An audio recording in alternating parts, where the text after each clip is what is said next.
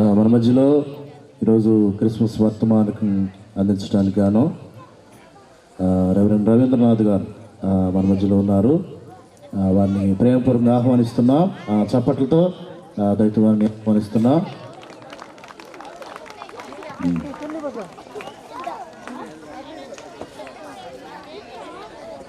కూర్చోండి నాన్న, కూర్చోండి అమ్మా, కూర్చోండి.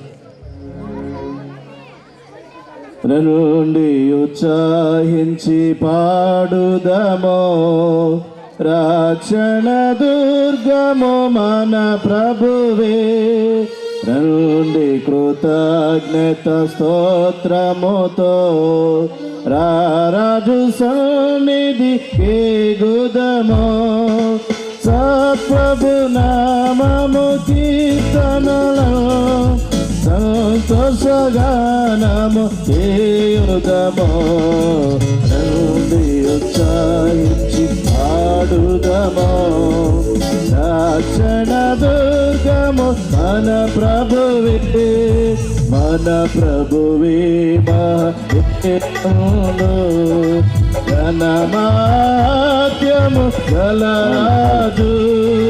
భూమ్యాగాదపు కోయలను భూధర శిఖరము ఆయనవే. నుండి ఉత్సాహించి పాడుదమో, రక్షణ దుర్గము మన ప్రభువే. సముద్రము సృష్టించి ఆయనది, సత్యుని హస్తమే భూమి చేసెను. ఆయన దైవము పాలితులా, ఆయన మేపెడి గొర్రెలమో. నుండి ఉత్సాహించి పాడుదమో, రక్షణ దుర్గము మన ప్రభువే. ఆ ప్రభు సన్నిధి మోకరించి ఆయన ముందర మొక్కుదము.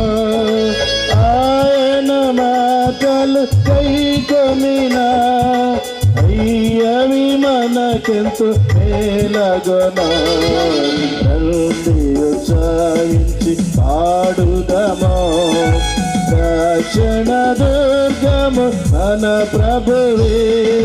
తండ్రి కుమార సుత అందలేచిన పడదాం, అందలేచిన పడదాం, అందలేచిన పడదాం. తండ్రి కుమార సుతాత్మకును తగు స్తుతి మహిమలు కలుగుగాక. ఆదిని ఇప్పుడు ఎల్లప్పుడు అయినట్లు యుగములు నాను ఆమెను. నుండి ఉత్సాహించి పాడుదమో, రక్షణ దుర్గము మన ప్రభువే. తండ్రికయు కుమారునికయు పరిశుద్ధాత్మకయు నామమున ఆమేన్. ప్రభువా మమ్మను కనికరింపము, క్రీస్తు మమ్మను కనికరింపము, ప్రభువా మమ్మను కనికరింపము. అందరం కలిసి అపోస్తుల విశ్వాసం నడుపుకుందాం. భూమి ఆకాశము సృజించిన సర్వశక్తి గల తండ్రి అయిన దేవుని నమ్ముచున్నాను. అనేక కుమారును మన ప్రభువైన యేసుక్రీస్తు నమ్ముచున్నాను.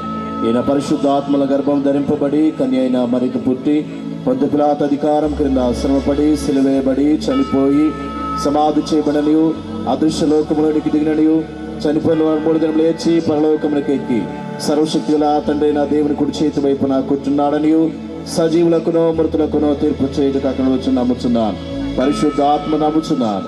పరిశుద్ధ క్రైస్తవ సంగమగు పరిశుద్ధుల సహవాసమును పాపక్షమాపణయు శరీర పునరుద్ధానమును నిత్యజను నమ్ముచున్నాను. ఆమేన్. దయచేసి కూర్చునండి.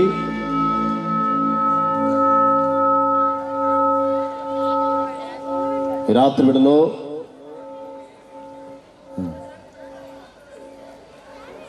దేవుడు మన సంఘాన్ని ప్రేమించి మనకు అనుగ్రహించిన ఈ చక్కని తరుణాన్ని బట్టి 2025 సంవత్సరం డిసెంబర్ మాసం 18వ తేదీ దేవుని ప్రేమను బట్టి ఈ సెమీ క్రిస్మస్ను జరిపించుకోవటానికి దేవుడిచ్చిన భాగ్యం బట్టి మనం ఎంతో ధన్యులం. ఒకవేళ దేవుడు వల్ల ప్రేమించి చక్కని తరుణాన్ని ఇచ్చాడు. ఇలాంటి తరుణాన్ని చూడలేనివా ఎంతోమంది ఒకవేళ లోకాన్ని విడిచి వెళ్ళిపోయిన వారు ఉన్నారు. బహుశా పోయిన సంవత్సరం ఉన్నవారు ఈ సంవత్సరం కొంతమంది లేకపోయారు. ఆయన దేవుడు మన ప్రేమించి ఈ చక్కని తరుణాన్ని మనకిచ్చాడు కనుక దేవుని వాక్యాన్ని మనము విందాం. మన మధ్యలో దూర ప్రాంతం నుంచి దేవుని సేవకులు మన మధ్యలో ఉన్నారు. ఈ యొక్క వర్తమానానికి ముందుగా ఒక పాట విందాం. పాడతారా? ఒక పాట పాస్టర్ గారు పాడిన తర్వాత దేవుని దాసులు మనకు దేవుని వర్తమానాన్ని అందిస్తారు. పాస్టర్ గారు అమ్మా అందరా రండి, రండి కొయ్యరు వారు రండి.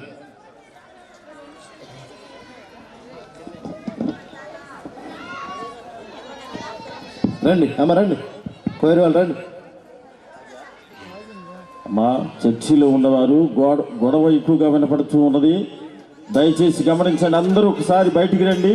చర్చిలో ఎవరుండొద్దు, ఆటంకముగా ఉన్నది. చర్చిలో ఉన్న ప్రతి ఒక్కరూ తాళాలు వేయాల్సి వచ్చింది. ఇప్పుడు బయటికి రావాలి, అల్లరిగా ఉన్నది. అమ్మా మీకే చెబుతున్నాం, బయటికి రావాలి. ఇప్పుడు చర్చిలో ఎవరు ఉండొద్దు, దయచేసి బయటికి రావాల్సిందిగా మనం చేయించున్నాం. ఇక్కడ చాలా డిస్టర్బెన్స్గా ఉన్నది, అల్లరి ఎక్కువగా వినపడుతూ ఉన్నది.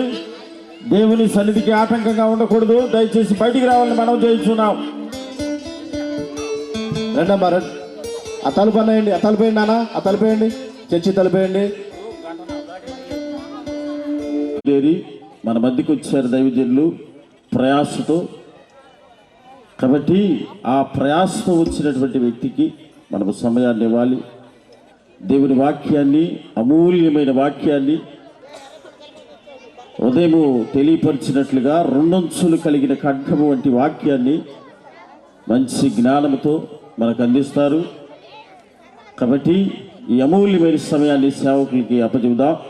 చిన్న ప్రార్థన చేసుకుందాం. తల్ల వంచండి. పరిశుద్ధుడా, మా మహోన్నతుడవు, మహాగణుడవు, సర్వశక్తివంతుడు ప్రభువా, నిన్న నేడు నిరంతరము ఏకరీతిగా ఉన్న గొప్ప దేవుడు అయ్యా.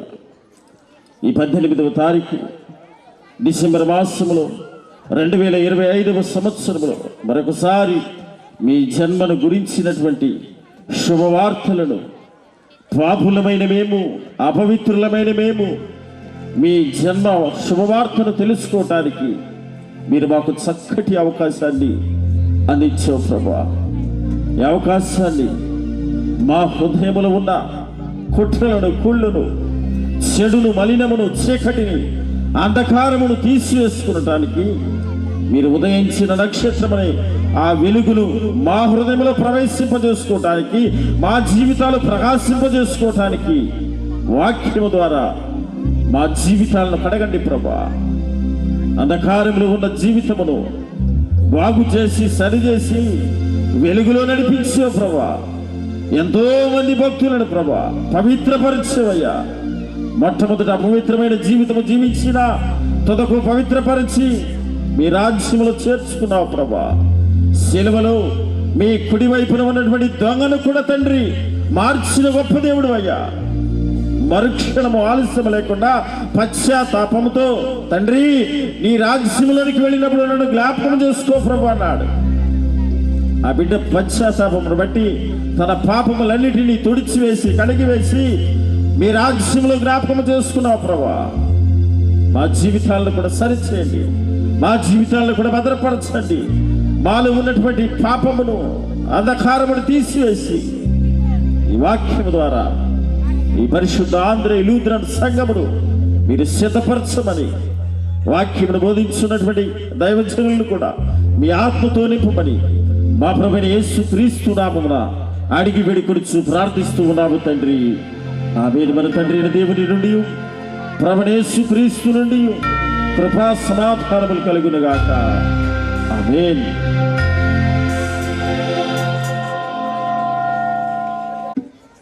ఓరన్న యేసుకు సాటి వేరే లేరన్న యేసయ్య దైవం చూడన్న యేసయ్యా దైవం చూడన్నా చూడన్నా ఓరన్నా ఓరన్నా యేసుకు సాటి వేరే లేరన్నా లేరన్నా యేసయ్యా దైవం చూడన్నా చూడన్నా యేసయ్యా దైవం చూడన్నా చూడన్నా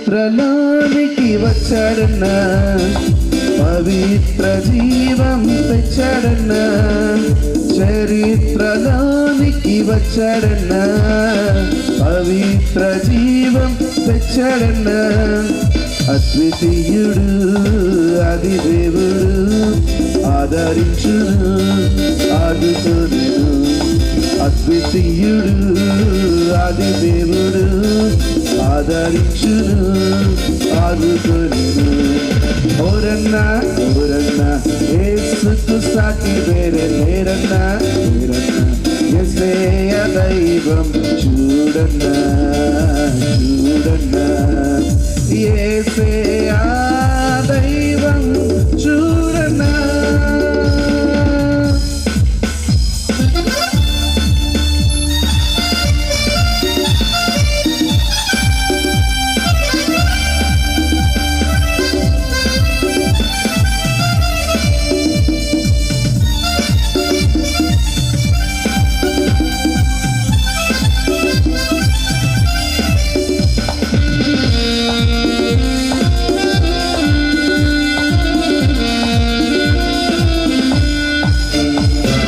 పరమును విడచి వచ్చాడన్న వచ్చాడన్న నరులలో నరుడై పుట్టాడన్న పుట్టాడన్న పరమును విడచి వచ్చాడన్న నరులలో నరుడై పుట్టాడన్న పరిశుద్ధుడు పావనుడు ప్రేమించెను ప్రాణమిచ్చెను పరిశుద్ధుడు పావనుడు ప్రేమించెను ప్రాణమిచ్చెను అందరం పాడతామా ఓరన్నా ఓరన్నా యేసుకు సాటి వేరే లేరన్నా లేరన్నా యేసయ్యా దైవం చూడన్నా చూడన్నా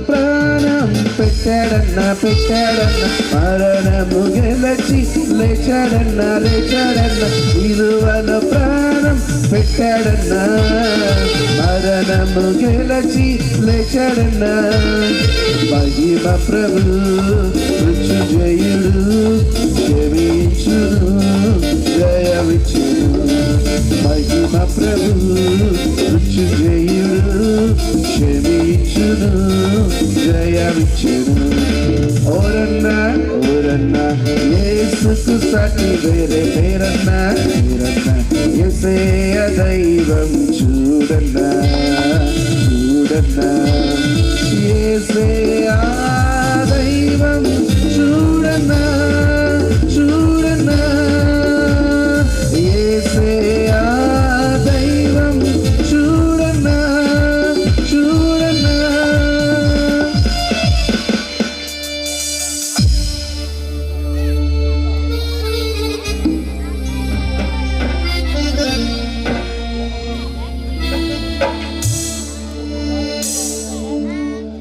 దేవుని యొక్క ప్రశస్తమైన నామమునకు మహిమ ఘనత ప్రభావములు కలుగును గాక. మీ అందరికీ కూడా ప్రభు అయిన యేసుక్రీస్తు పేరిట శుభాలు తెలియజేసుకుంటూ ఉన్నాను. ఈ యొక్క సమయంలో మనందరము కూడా పరిశుద్ధ ఆంధ్రియ లూథరన్ చర్చ్ వారి యొక్క గ్రాండ్ క్రిస్మస్ సెలబ్రేషన్స్కి వచ్చి ఉన్నాం.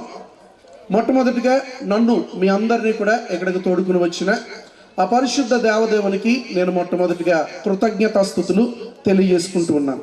రెండోదిగా నన్ను ఎంతో ప్రేమతో ఆహ్వానించినటువంటి రెవరెండ్ జంగం యాకోబు గారికి, స్థానిక సంఘ కాపరి గారికి ప్రభు పేరిట ప్రత్యేక వందనములు. మరి ప్రియ సహోదరులు వారంతా ప్రేమతో మమ్మలను ఆహ్వానించారు, వారికి ప్రభు పేరిట ప్రత్యేక వందనాలు. అలాగే వేదికను అలంకరించినటువంటి ప్రియ దైవజనులకు అందరికీ కూడా ప్రభు పేరిట వందనాలు. సంఘ పెద్దలు ఎందరైతే ఉన్నారో వారందరికీ కూడా ప్రభు పేరిట ప్రత్యేక వందనాలు. అలాగే చక్కటి మ్యూజిక్ మీ అందరి కొరకు అందించినటువంటి వారిని ప్రభు దీవించునుగాక, వారిని మరింతగా ప్రభు పరిచయంలో వాడుకోవాలి. అలాగే కూడి వచ్చిన మీ అందరినీ కూడా ప్రభు అయిన యేసుక్రీస్తు పేరిట మీ అందరికీ కూడా శుభాలు తెలియజేసుకుంటూ ఉన్నాను. మీ అందరికీ కూడా హ్యాపీ క్రిస్మస్, మెర్రీ క్రిస్మస్. గట్టిగా చెప్పాలి, happy Christmas, merry Christmas, happy Christmas, merry Christmas, happy Christmas. ఒక వ్యక్తి పాట పాడుతున్నాడట, ఇలాగే స్టేజ్ మీద ఆయన పాట పాడుతున్నాడట. పాట పాడుతుంటే బాబు లైవ్ ఇది పాట పాడుతుంటే ఆ కిందున్న ఆడియన్స్ అందరూ కూడా వారు పాట అంతా అయిపోయాక వన్స్ మోర్ అన్నారంట. వన్స్ మోర్ అంటే మళ్ళీ ఏం చేస్తాడు, మరలా పాట పాడాడు. మరలా పాట పాడితే పాట అంతా అయిపోయిన తర్వాత మరలా వారు అంటున్నారంట, స్టేజ్ కింద వారు వన్స్ మోర్ అన్నారంట. మరలా బాగా నచ్చిందని చెప్పేసి మరొకసారి పాడాడట. మరోసారి పాడితే అయిపోయిన తర్వాత మరలా వన్స్ మోర్ అనగానే ఆడికి కోపం వచ్చి అన్నాడంట, రే మిమ్మల్ని తగలబెట్ట, ఎన్నిసార్లు వన్స్ మోర్ అంటారంటే, నువ్వు బాగా పాడే వరకు మేము ఏం చెప్తాం, వన్స్ మోర్ చెప్తాం అన్నారంట. ఇప్పుడు మీరు సరిగ్గా హ్యాపీ క్రిస్మస్ చెప్పే వరకు నేను మరలా చెప్తానే ఉంటాను. అందరూ చెప్పాలి, గట్టిగా చెప్పాలి, happy Christmas, merry Christmas, happy Christmas, merry Christmas. క్రీస్తు నేడు పుట్టెను, క్రీస్తు నేడు పుట్టెను. ప్రియులారా, ఈరోజు మనము ఎంత ఉత్సాహముగా ప్రభు సన్నిధానంలో పాల్గొంటామో అంత ఉత్సాహముగా ప్రభు దీవించబోతా ఉన్నాడు. దేవుడు మనకు స్తోత్రం కలిగిన గాక. నా పేరు రెవరెండ్ రవీంద్రనాథ్. ఎవరైనా చూసారా ఎప్పుడైనా ఎక్కడైనా చూసారా? చేతులు ఎత్తండి ఒకసారి, ఎవరు చూసారో చూద్దాం. చూసారా? అది ఎవడో ఎత్తున్నాడు, అరే నువ్వు ఎప్పుడైనా చూసారు నన్ను బొడంకే? అది అందరూ ఎత్తారు కదండి, నేను కూడా. ఇంకెంతమంది చూసారు? నాకు లైటింగ్లో సరిగ్గా అనిపించట్లే. మీరు REV స్పేస్ రవీంద్రనాథ్ అని టైప్ చేస్తే యూట్యూబ్లో, ఫేస్బుక్లో, ఇన్స్టాగ్రామ్లో అన్ని చోట్ల కూడా మనము వర్తమానాలు అందిస్తూ ఉన్నాం. ప్రాముఖ్యంగా ఇంటర్వ్యూస్ కూడా ఇప్పుడు ఇస్తూ ఉన్నాం చాలా ఛానల్స్కి. సిగ్నేచర్ స్టూడియో, ఐరా మీడియా, ఇంకా మరికొన్ని ఛానల్స్లో ఇంటర్వ్యూ ఇవ్వడం జరిగింది. అవన్నీ కూడా మీరు వీక్షించవచ్చు. ప్రశ్నిస్తూనే ఉంటాం. చూసారు ఎప్పుడైనా? మేల్కొలుపుతూనే ఉంటాం. ఈ వాయిస్ ఎవరిదో కాదు, ఆ యొక్క ఫేస్ ఉన్నదే, వాయిస్ ఉన్నదే, రైట్?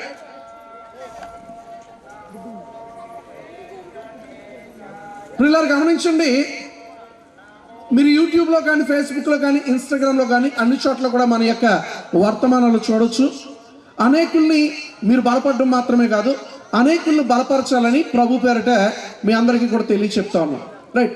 నన్ను చూసిన వారికి మీకు ఒక అంశం చెప్పిన, నేను లూథరన్ సంఘ పాస్టర్ని. లూథరన్ సంఘంలోనే దైవ పరిచర్య గత 9 సంవత్సరాల నుంచి అందిస్తున్నాను. ఇప్పటికీ కూడా నేను లూథరన్ చర్చ్లోనే నేను పరిచర్య అందిస్తున్నాను. ఎప్పటికీ కూడా అందులోనే పరిచర్య అందించాలనేది నా యొక్క ఆశ. నన్ను చాలామంది లూథరన్ పాస్టర్ అనుకోరు కదా. ఇప్పుడు దాకా నేను చెప్పే వరకు మీలో చాలామందికి తెలిసి ఉండకపోవచ్చు. ఇంటర్వ్యూలో నేను ఓపెన్ చేశాను నేను ఎవరిని ఏంటి అనేది, రైట్? మీరు ఒకవేళ చూడాలి అనుకుంటే కనుక మీ మొబైల్ ఫోన్స్ ఉంటే ఒకసారి బయటికి తెరవండి, బయటికి తీయండి, లాక్ ఓపెన్ చేయండి. REV స్పేస్ రవీంద్రనాథ్, RAVINDRANADH అని మీరు టైప్ చేస్తే వర్తమానాలు అన్నీ కూడా వస్తాయి. మీరు వాటిని వీక్షించవచ్చు, ఇతరులకి మీరు పంచవచ్చు. మీ దగ్గర ఆల్రెడీ ఉన్నాయి కాబట్టి మీ సంఘస్థులకు మీరు షేర్ చేయండి, మీ గ్రూప్లో పెట్టండి. రైట్, ఇప్పుడు మనము దేవుని యొక్క వాక్యంలోకి ముందుకు సాగిపోదాం. కళ్ళు మూసుకుందాం, ప్రార్థన చేసుకుందాం. దేవుని యొక్క వాక్యంలోకి మనము ముందుకు వెళ్ళిపోదాం. ప్రార్థన. సర్వోన్నతుడా మా ప్రియ పరలోకపు తండ్రి, మీకు స్తోత్రాలు ప్రభువా. ఈ యొక్క శ్రేష్టమైన సమయంలో మేమందరము కూడా మీ యొక్క సన్నిధానంకి వచ్చి ఉన్నాం ప్రభువా. ఈ యొక్క గ్రాండ్ క్రిస్మస్ సెలబ్రేషన్లో మా కొరకు ఏ వర్తమానం అయితే మీరు సిద్ధపరిచి ఉన్నారో ఆ వర్తమానము ద్వారా మమ్మల్ని బలపరచమని మా ప్రియ రక్షకుడును ప్రభునైన యేసుక్రీస్తు పేరట అడిగి బ్రతిమలాడి వేడుకొనిచున్నాం తండ్రి, ఆమేన్. ఒక చిన్న ఉపమానముతో మనం దేవుని యొక్క వాక్యంలోకి ముందుకు వెళ్ళిపోదాం. ఒక తండ్రి కుమారుడు వారు నడుచుకుంటూ వెళ్తూ ఉన్నారు. అలా నడుచుకుంటూ వెళ్తున్న క్రమంలో తండ్రి కుమారుడు చేయి పట్టుకుని వారు ముందుకు సాగిపోతూ ఉన్నారు. అలా సాగిపోతున్న క్రమంలో కుమారుడు తండ్రి చేయి విడిచిపెట్టాడు, అలా పక్కకి వెళ్ళిపోయాడు. తండ్రి మాత్రము నడుచుకుంటూ ముందుకు వెళ్ళిపోయాడు. కొంచెం దూరం వెళ్ళాక ఒక స్వరం వినిపిస్తుంది, నాన్న నాన్న అని పిలుస్తూ ఉన్నాడు. నా తండ్రి అని పిలుస్తూ ఉంటే ఆ యొక్క తండ్రి వెనక్కి తిరిగి చూశాడు. ఏంటి నా కుమారుడు పిలుస్తా ఉన్నాడు దూరం నుంచి, నా దగ్గర లేడా అని చూసేసరికి కుమారుడికి తండ్రికి చాలా దూరము పెరిగిపోయింది. వెంటనే తండ్రి నడుచుకుంటూ వెళ్ళి కుమారుడు కూడా నడుచుకుంటూ వచ్చాడు. రానాన్న అని పిలుస్తూ ఉంటే కుమారుడు అంటున్నాడు కదా, నేను రాలేను నాన్న అన్నాడంట. నేను రాలేను నాన్న అని చెప్తా ఉన్నాడు కుమారుడు. ఎందుకు రాలేమని అడిగితే, నాన్న ఒకసారి కింద చూడు, కింద పెద్ద గుంట ఒకటి ఏర్పడి ఉంది. ఆ గుంట దాటి రావాలంటే, ఆ గొయ్య దాటి రావాలంటే నా శక్తి నా బలము చాలదు అనగానే తండ్రి ఏం చేశాడు తెలుసా, ఆ గొయ్యను దాటి ఆ కుమారుని ఎత్తి తన భుజాల పైన పెట్టుకుని ఆయన యొక్క గుంటను దాటించాడు. ఆ యొక్క కుమారుని తనతో పాటు తీసుకుని వెళ్ళాడు. ప్రియులారా, సరిగ్గా 2000 సంవత్సరాల క్రితము మన ప్రభు అయిన యేసుక్రీస్తు వారు ఆయన యొక్క లోకానికి రావడానికి గల ప్రాముఖ్యమైన కారణం ఏంటో తెలుసా, మానవుడు పాపములో పడిపోయి ఆ పాపము నుంచి వాడు తనను తాను రక్షించుకోలేని పరిస్థితిలో ఉన్నాడు. అప్పుడు ఈ యొక్క మానవుడు పలుకుతూ ఉన్నాడు కదా, పాపోహం పాప కర్మహం పాపాత్మం పాప సంభవం త్రాహిమం కృపయే దేవ శరణోగత వాత్సల్య అన్యదా శరణం నాస్తి అని అంటా ఉన్నాడు. నేను పాపములో పుట్టాను ప్రభువా, నేను పాపములో పెరిగాను, నేను పాపములోనే ఉన్నాను, నేను పాపములోనే మరణిస్తాను, నాకు వేరే దిక్కు లేదు. అన్యదా శరణం నాస్తి అంటే ఏంటో తెలుసా, నాకు వేరే శరణము లేదు ప్రభువా. మీలో చాలా మంది పాట పాడుతూ ఉంటారు కదా, ఇదిగో దేవా నా జీవితము ఆపాదమస్తకము నీకు అంకితము. చెప్పండి ఒకసారి, శరణము నీ శరణము. శరణం అంటే ఏంటో తెలుసా, ప్రభువా నీవు తప్ప వేరే నాకు శరణము, నీవు తప్ప వేరే దిక్కు నాకు లేదు. ఇదిగో దేవా నా జీవితము ఆపాదమస్తకము నీకు అంకితం అంటున్నావు కదా. ఆపాదమస్తకం అంటే పాదాల నుంచి మస్తికం వరకు, క్రింద నుంచి పై వరకు నీవే నా శరణం ప్రభువా అని అక్కడ మనం పాట పాడుతున్నాం. ఇక్కడ మన ఋషులు ఏమని పలుకుతున్నారంటే, మేము పాపంలో పుట్టాం, పాపంలోనే పెరుగుతాం, పాపంలోనే జీవిస్తాం, పాపంలోనే మేము ఏం చేస్తాం, మరణిస్తాం, మాకు కృప చూపించు ప్రభువా అని అడుగుతూ ఉన్నారు. అన్యదా శరణం నాస్తి అంటే మాకు వేరే శరణము లేదు ప్రభువా అని అంటూ వారు అంటున్నారు కదా. తస్మత్ కారుణ్య భావేన రక్ష రక్ష మహేశ్వర, ఓ మహేశ్వరుడా, ఓ పరమదేవుడా, మమ్మలను సృజించిన మా సృష్టికర్త మమ్మలను రక్షించు అని దేవుణ్ణి వారు పిలుస్తూ ఉన్నారు. ప్రియులారా గమనించండి, మనము పాపులుగా ఉన్న సమయంలో ప్రభువైన యేసుక్రీస్తు ఆయన మనలను రక్షించడానికి ఈ లోకానికి దిగి వచ్చాడు. అదే నిజమైన క్రిస్మస్. దేవుని నామానికి స్తోత్రం కలుగును గాక. లూకా సువార్త 5వ అధ్యాయం 32వ వచనంలో ఆయన ఒక అద్భుతమైన మాట అంటాడు కదా, I came to save the last. నేను పాపులను రక్షించడానికి వచ్చాను. I came to save the sinners. నేను పాపులని పిలవవచ్చుని. చాలు, నేను పాపులను పిలవవచ్చుని, నేను పాపులను రక్షించడానికి వచ్చానని ప్రభువైన యేసుక్రీస్తు ఆయన అక్కడ మాట్లాడుతుంటున్నట్లుగా మనం చూస్తూ ఉన్నాం. ప్రియులారా గమనించండి, ఈ లోకంలో మానవుడు ఏ మానవుడు కూడా దేవుని దగ్గరికి వెళ్ళుట అసంభవము, అసాధ్యము.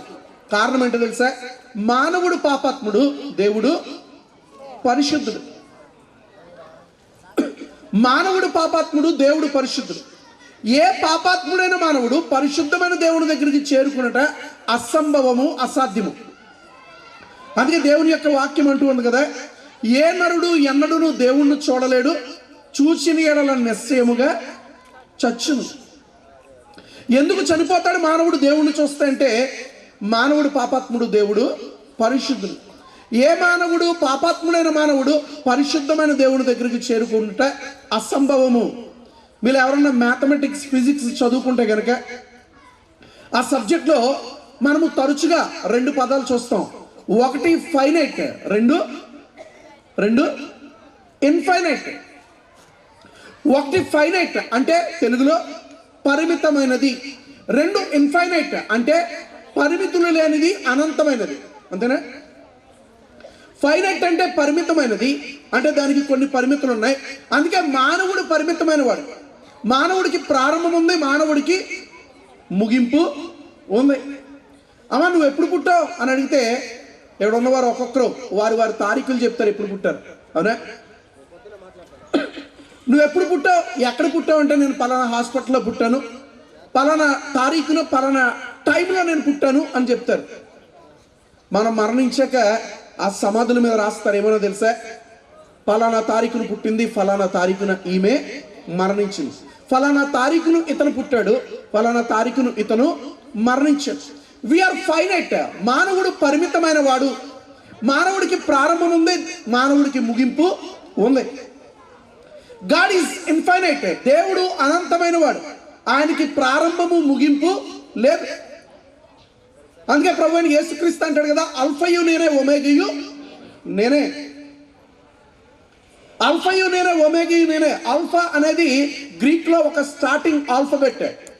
ఏబిసిడిలో ఏ అనేది స్టార్టింగ్ ఆల్ఫబెట్ అయితే, జెడ్ అనేది ఎండింగ్ ఆల్ఫబెట్ అయితే, గ్రీక్లో ఆల్ఫా అనేది ప్రారంభ ఆల్ఫబెట్, ఒమేగా అనేది ముగింపు ఆల్ఫబెట్, లాస్ట్ ఆల్ఫబెట్. అందుకే ఆయన అంటున్నాడు కదా, గ్రీక్ వారికి అర్థమయ్యే భాషలో ఆయన అంటున్నాడు, అల్ఫయు నేనే, ఒమేగయు నేనే. ప్రారంభము నేనే, ముగింపు నేనే.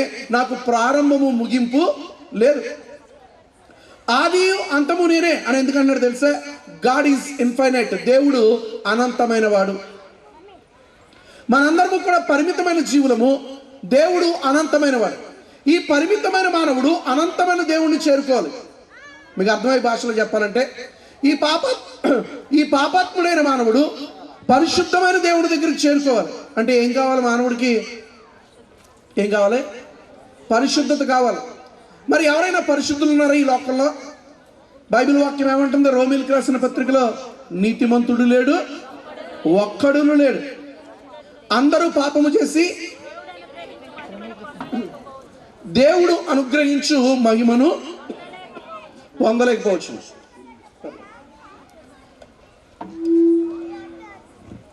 దేవుని వాక్యం అంటుంది కదా, నీతిమంతుడు లేడు, ఒక్కడును లేడు. ఈ లోకంలో ఎవరైనా నీతిమంతులే? ఎవరు నీతిమంతులు కాదు. కొంతమంది అడుగుతున్నారు కదా, మీ మతము ఎప్పుడు చూసినా మీరు పాపులు అంటారేంటని ఒక గుండుగాడు అడుగుతూ ఉంటాడు అస్తమాను. అవునా కదా? ఓ గుండుగాడు అడుగుతూ ఉంటాడు, మేము పాపులు అంటారేంటి అంటాడు. ఆడి పని ఆడు చేసుకోవచ్చు కదా. నీ పనేంటి? నీ ధర్మాన్ని ప్రకటించుకోవడం నీ పని. నీ పనేంటి? నీ మతాన్ని ప్రకటించుకోవడం నీ పని. ఎదుటివాడు ఏం చెప్తున్నాడో నీకు అనవసరం కదా. వాడు అడుగుతాడు, మీ మతంలో ఎప్పుడు పాపులు అంటారండి. మీ మతం చెప్పట్లేదా మీరు పాపులని? ఏం చెప్తుందో తెలుసా? యదాహ్నాత్ కూరితే పాపం తదాహ్నాత్ ప్రతివృత్తితే, యద్రాత్రియాత్ కూరితే పాపం తద్రాత్రియాత్ ప్రతివృత్తితే. అంటే ఏంటో తెలుసా? మానవుడిగా పుట్టిన ప్రతి ఒక్కడు కూడా పాపము చేస్తాడు. అది మానవ స్వభావము. నాలో పాపము లేదని ఎవరన్నా చెప్పగలరా? ఎవరు చేతికి తగిన పాపం వారు చేస్తూ ఉంటారు. ఎవరు ఆలోచనలకు వచ్చిన పాపం వారు చేస్తూనే ఉంటారు. నాలో పాపం లేదన్న వారు ఎవరన్నా చెయ్యొద్దండి ఒకసారి. ఎవరన్నా చెయ్యెత్తగలరా? ఈ మాట పలికి నా గుండుగాడైనా చెప్పగలరా నాలో పాపం లేదని? ఎవరో చెప్పలేరు. కారణం ఏంటో తెలుసా? మన అందరము పాపాత్ములమే. ఈ మాట బైబిల్ ఒక్కటే చెప్పట్లే, వేదాలు కూడా చెప్తా ఉన్నాయి. యదాహ్నాత్ కూరితే పాపం. మానవుడిగా పుట్టిన ప్రతి ఒక్కడు కూడా పాపము చేయాలి, చేస్తాడు. అది వాడి స్వభావం. సృష్టి ప్రారంభంలో హవ్వ, ఆదాము ఎప్పుడైతే పాపం చేశారో మనందరికీ కూడా పాపము ఆపాదించబడింది. అప్పటి నుండి కూడా వారి నుంచి వచ్చిన వారందరూ కూడా ఎలాంటి వారు చెప్పండి ఒకసారి? పాపాత్ములే. ఎవరు పరిశుద్ధులు లేరు, ఎవరు పుణ్యాత్ములు లేరు. అదేలా కుదురుతుందండి? హవ్వ ఆదాము పాపం చేస్తే మా మీద ఎందుకు అది ఆపాదిస్తారు అని అడిగితే క్రికెట్లో ఎంతమంది ఆడతారు? ఎంతమంది? 11 మంది ఆడతారు. ఒక ఎక్స్ట్రా ప్లేయర్ ఉంటాడు. ఈ 11 మంది క్రికెట్ ఆడిన తర్వాత మన విమెన్స్ వరల్డ్ కప్ గెలిచిన తర్వాత మనందరం ఏమన్నాం? ఇండియా వరల్డ్ కప్ గెలిచిందన్నామా? ఆ 11 మంది వరల్డ్ కప్ గెలిచారన్నామా? ఏమన్నా? ఇండియా వరల్డ్ కప్ గెలిచిందన్నాం. ఒలింపిక్స్లో ఎంతమంది వెళ్తారు పాస్టర్ గారు ఆడడానికి? ఒక్కడే ఉసైన్ బోల్ట్ ఒక్కడే. కానీ అతడు గెలిచిన తర్వాత ఉసైన్ బోల్ట్ గెలిచాడంలే. ఎవరు గెలిచారు? వారి యొక్క దేశం గెలిచింది. ఒక్కడు పాపం చేశాడు, అదే రీతిగా అందరిపైన కూడా ఆపాదించబడింది. ఒక ఆయన అడుగుతున్నాడు, అంటే మన వీర్యంలో పాపం ఉందా అని అడుగుతున్నాడు. మన వీర్యంలో పాపం లేదు. ఎందులో ఉందో తెలుసా? మన రక్తం ఉంది, పాప స్వభావం ఉంది. ఆదాము యొక్క వీర్యము పంచుకుని వచ్చిన వాడు పాపాత్ముడు కాదు, ఆదాము యొక్క రక్తము పంచుకున్నవాడే పాపాత్ముడు. మీకు ఒకవేళ మెడికల్గా ఐడియా ఉంటే మానవుడి యొక్క రక్తమే వీర్యంగా మారుతుంది కనుక మానవుడి యొక్క రక్తములోనే ఏముంది? పాపము ఉంది. మానవుడిగా పుట్టిన ప్రతి ఒక్కడు కూడా పాపము చేస్తాడు, అది వాడి స్వభావం. స్విచ్ చేస్తే ఏం వెలగాలి? లైట్ వెలగాలి, ఇది నియమం.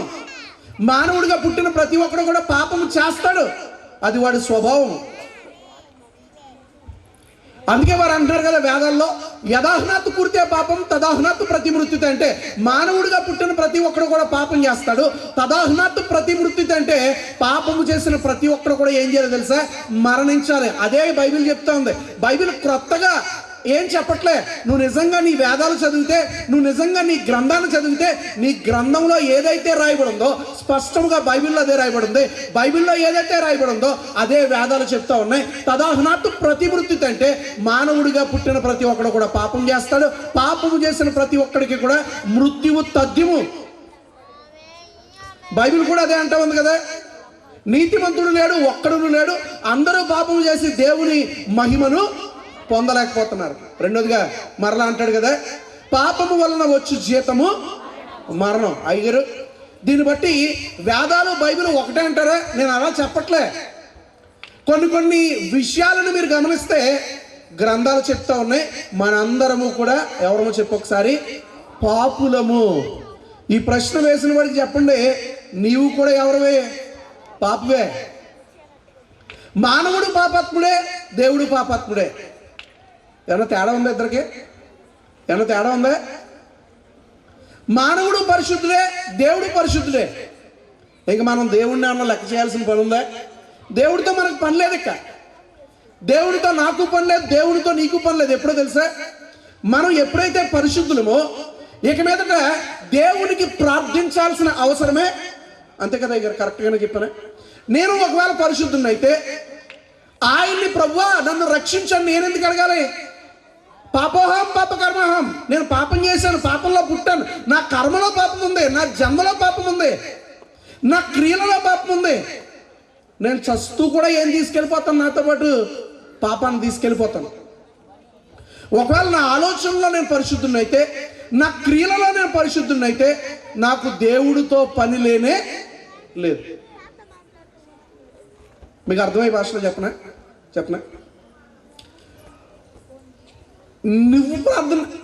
నువ్వు ప్రార్థన చేసుకున్నా ఒకటే రిజల్ట్, దైవ సేవకుడు ప్రార్థన చేసినా ఒకటే రిజల్ట్.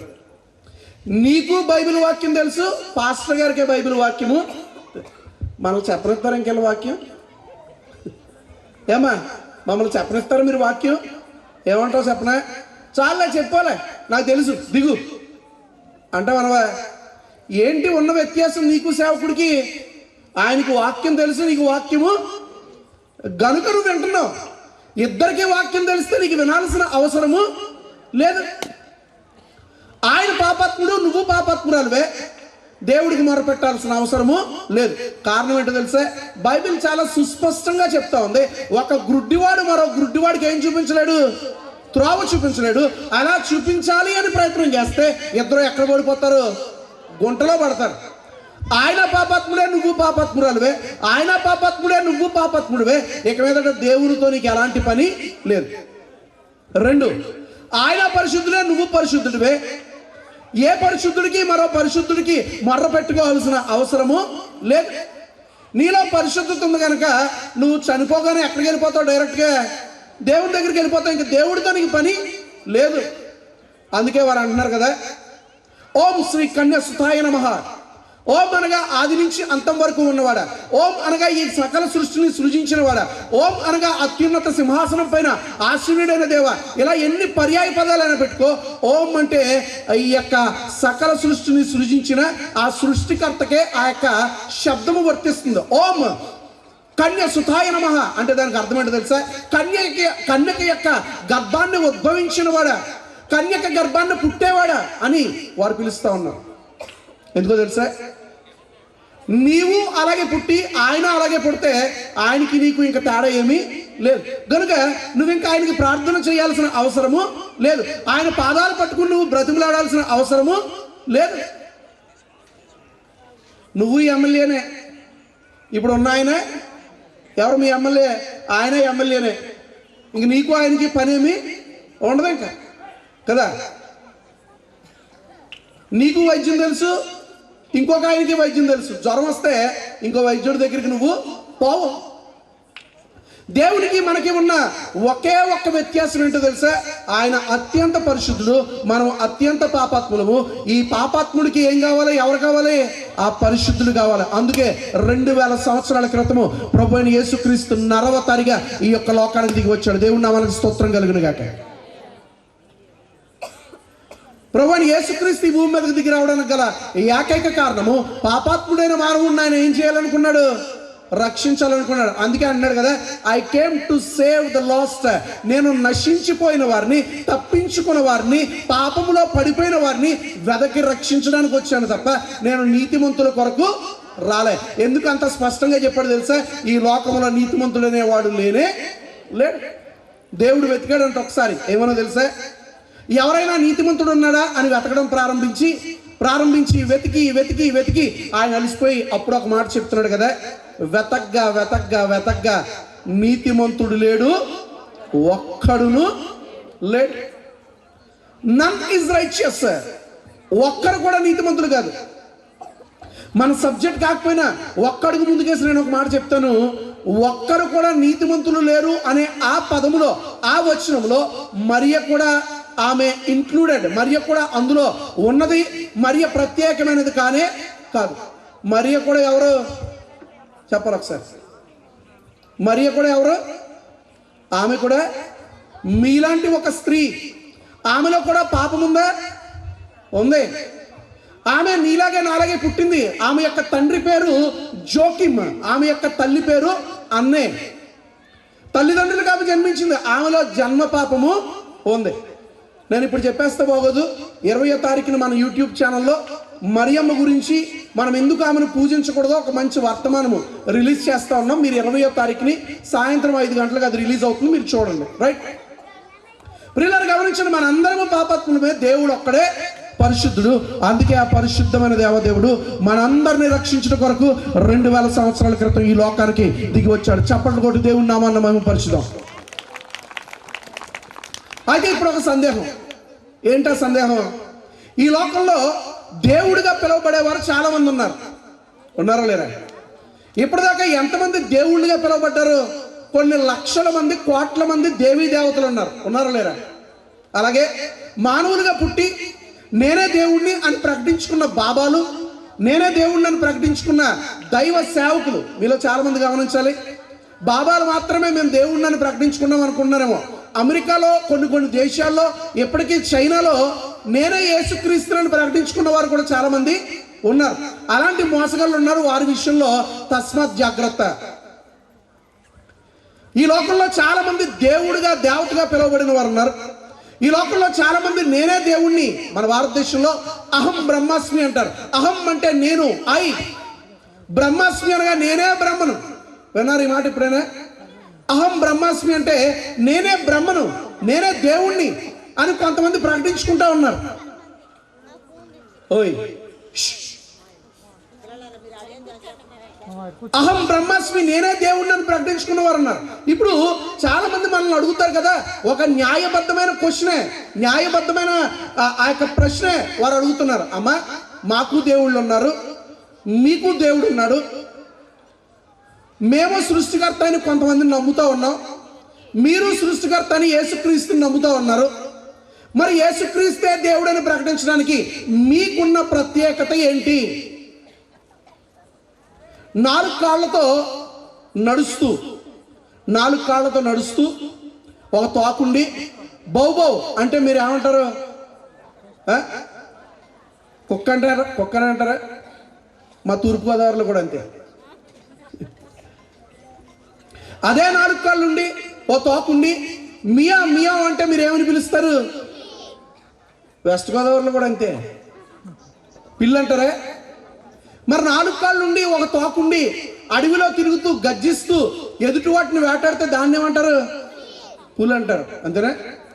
అదేంటి అన్నిటికీ 4 కాళ్ళే ఉన్నాయి, అన్నిటికీ తోకలు ఉన్నాయి, మరి ఎందుకు అన్నిటిని కుక్కని పిలవచ్చు కదా, అన్నిటిని పిల్లని పిలవచ్చు కదా, అన్నిటిని పులి లేకపోతే సింహం అని పిలవచ్చు కదా, ఎందుకు ఒక్కొక్క దానికి ఒక్కొక్క పేరు ఇచ్చావు? ఎవరో చెప్తారా? వాటికున్న గుణాలను బట్టి, వాటికున్న లక్షణాలను బట్టి మనం ఏమంటాం? వాటికి పేర్లు ఇచ్చాం. అరే కుక్క బుద్ధులు అనేది అంటాం. అంటే కుక్కను ఎన్నిసార్లు చీకొట్టినా మరలా వస్తాం. పిల్లిని కూడా లోపల పెట్టి కొడితే అది ఏమైపోద్ది? పులి అయిపోద్ది. అది దానికున్న లక్షణం. పులిని చూసి నువ్వు నేను పరిగెడతాం, ఎందుకు? వేటాడుతుంది. అది ఉన్న లక్షణం. దేనికి ఏ లక్షణం ఉందో దాన్ని అదే పేరుతో మనము సంబోధిస్తూ ఉంటాం. అదే రీతిగా ఈ లోకంలో దేవుడు అని ప్రకటించుకున్న వారు చాలా మంది ఉండొచ్చు, దేవుళ్ళుగా దేవతలుగా పిలువబడుతున్న వారు చాలా మంది ఉండొచ్చు. కానీ దేవుడు అని పిలువబడాలంటే ఆయనకి ఏముండాలి? ఆయనకి కొన్ని లక్షణాలు, కొన్ని గుణాలు ఉండాలి. అలాంటి లక్షణాలు మీకు నేను ఈరోజు వివరించాలని ఆశపడుతున్నాను. యెషయా గ్రంథము 9వ అధ్యాయము 6వ వచనం మనం చూసినట్లయితే అక్కడ ఒక మాట రాయబడింది. ఎలయనగా మనకి శిశువు పుట్టెను, మనకి కుమారుడు అనుగ్రహించబడును, రాజ్యభారం ఉండును. ఆశ్చర్యకరుడు, ఆలోచనకర్త, బలవంతుడైన దేవుడు, నిత్యుడగు తండ్రి, సమాధానకర్తకు అధిపతి అని అతనికి పేరు పెట్టబడను. యెషయా ఒక ప్రవచనం చెప్తున్నాడు కదా, ఇంకా యేసుక్రీస్తు పుట్టలే. యేసుక్రీస్తు పుట్టడానికి 700 సంవత్సరాలు ఉంది. ఇంకా 700 సంవత్సరాలకి ముందే ఒక ప్రవచనం చెప్తా ఉన్నాడు కదా. ఏలయనగా మనకి శిశువు పుట్టెను. ఆ శిశువు ఎలాంటాడో తెలుసా? ఆ శిశువు కన్యక గర్భాన్ని ఉద్భవిస్తాడు. ఆయన అంటున్నాడు కదా, ఏలయనగా మనకు శిశువు పుట్టెను, మనకి కుమారుడు అనుగ్రహించబడును, ఆయన భుజముల మీద రాజ్యభారం ఉండను. ప్రభువైన యేసుక్రీస్తు తన యొక్క భుజాల మీద ఆయన యొక్క రాజ్యభారం మోసాడు. ఆయన అంటున్నాడు కదా, అక్కడ దేవునికి 5 టైటిల్స్ ఇస్తున్నాడు, 5 లక్షణాలు ఇస్తున్నాడు. ఈ 5 లక్షణాలు ఎవరిలో అయితే ఉంటాయో వారందరూ కూడా దేవుళ్ళు అని పిలువబడచ్చు. ఎవరు దేవుడిగా పిలువబడ్డానికి అర్హుడో ఈరోజు మనం చూద్దాం. ఏంటి ఆయనకు ఉండేటువంటి మొదటి లక్షణము? ఆయన అంటున్నాడు కదా, ఆశ్చర్యకరుడు. దేవుడు అని పిలువబడేవాడు ఎలా ఉండాలి? ఆశ్చర్యకరుడై ఉండాలి. God should surprise this world. దేవుడు అని పిలువబడేవాడు ఎలా ఉండాలి? ఆశ్చర్యకరుడై ఉండాలి. నిస్సందేహముగా మనము ప్రకటించుచున్న ఈ ప్రభు అయిన క్రీస్తు ఆయన ఆశ్చర్యకరుడు. కారణం ఏంటో తెలుసా? ఆయన జననము ఆశ్చర్యము. నాతో పాటు చెప్పండి ఒకసారి, ఆయన జననము ఆశ్చర్యము. కన్యక గర్భాన్ని పుట్టడం ఆశ్చర్యము. ఎప్పటికీ కూడా శాస్త్రవేత్తలకి, డాక్టర్లకి, వారి యొక్క వైద్య శాస్త్రానికి అందనది ఏంటో తెలుసా? ఒక బిడ్డ కన్యక గర్భాన్ని పుట్టడము ఇది ఆశ్చర్యము. మీరు అనొచ్చు, టెస్ట్ ట్యూబ్ బేబీ ఉంది కదా, సెరోగేసీ ఉంది కదా, ఇప్పుడు భార్యాభర్తలు కలవకుండానే పిల్లలు పుడుతున్నారు కదంటే దానికి కూడా ఏం కావాలి? మనిషి యొక్క వీర్యము కావాలి. పురుషుడు యొక్క వీర్యము లేకుండా ఏ స్త్రీకి గర్భము వచ్చేటువంటి అవకాశము లేనే లేదు. కానీ ఇవేమీ లేకుండానే 2000 సంవత్సరాల క్రితమే ప్రభువైన యేసుక్రీస్తు ఒక కన్యక గర్భాన్ని ఉద్భవించి ఎప్పటికీ కూడా ప్రపంచాన్ని ఆశ్చర్యపరుస్తున్నాడు. ఇక మీదట కూడా ప్రపంచాన్ని ఆశ్చర్యపరచగలిగిన జననము ప్రభువైన యేసుక్రీస్తుది మాత్రమే. చప్పట్లు కొడదాం ఒకసారి. యేసుక్రీస్తు జననము ఆశ్చర్యము. మరి ఎవరికి కూడా ఆయన యొక్క జనన రహస్యం అందడంలే. కారణం ఏంటో తెలుసా? ఆయనలాగా ఇప్పటిదాకా ఎవడో పుట్టలేదు, ఏక మీదట కూడా ఎవడో పుట్టబోడు. కారణం ఏంటో తెలుసా? ఆయన మానవ దేవుడు. దేవుడు నా మనసు స్తోత్రం కలుగును గాక. కన్యక గర్భాన్ని ఆయన ఉద్భవించాడు. అందుకే ఇందాక మనము ఒక శ్లోకాన్ని జ్ఞాపకం చేసుకున్నాం. ఓం శ్రీ కన్య సుతాయ నమః. ఓం శ్రీ కన్య సుతాయ నమః అంటే ఈ సకల సృష్టిని సృజించిన దేవుడా, నువ్వు కన్యక గర్భాన్ని ఏమవ్వాలి? ఉద్భవించాలి. కన్యక గర్భాన్ని నువ్వు పుట్టాలి. కారణం ఏంటి తెలుసా? మేము పాపులుగా ఉన్నాం, మా పాపము నుంచి మమ్మల్ని రక్షించాలి అంటే కనుక నువ్వు పాపము పంచుకుని పుట్టేవాడు అయి ఉండకూడదు. పురుషుని యొక్క కలయిక లేకుండా స్త్రీ యొక్క గర్భాన్ని ఉద్భవించిన వాడే దేవదేవుడని బైబిల్ మాత్రమే కాదు, వేదాలు కూడా చెప్తున్నాయి. బైబిల్లో ఒక మాట రాయబడి ఉంది కదా, మనందరము పురుష సంతానం అంట, ఆయన ఒక్కడే ఏ సంతానము? స్త్రీ సంతానం. ఈ మాట ఎందుకు ఉపయోగించారు తెలుసా? ఎవరైనా రాసుకుంటే మీరు నోట్స్ రాసుకోండి. ఈ మాట ఎందుకు చెప్పారు తెలుసా? మనందరము పురుషుడి నుంచి వచ్చాం. మనందరం పురుషుడి నుంచి వచ్చాం. అందుకే మన ఇంటి పేరు ఎవరింటి పేరు అయ్యి ఉంటుంది? తండ్రి ఇంటి పేరు ఎందుకు ఇస్తారు తెలుసా? మనందరం ఎవరి నుంచి వచ్చాం? పురుషుడు లేకుండా మనము లేము, పురుషుడు లేకుండా మనం రాలే. అందుకే మనందరికీ కూడా తండ్రి ఇంటి పేరు ఇస్తారు. ఏమండి, నాకు మా అమ్మగారు అంటే చాలా ఇష్టం. మా నాన్నగారు నాకు చిన్నప్పుడే చనిపోయారు. మా నాన్నగారు చిన్నప్పుడే మమ్మల్ని వదిలేశారు.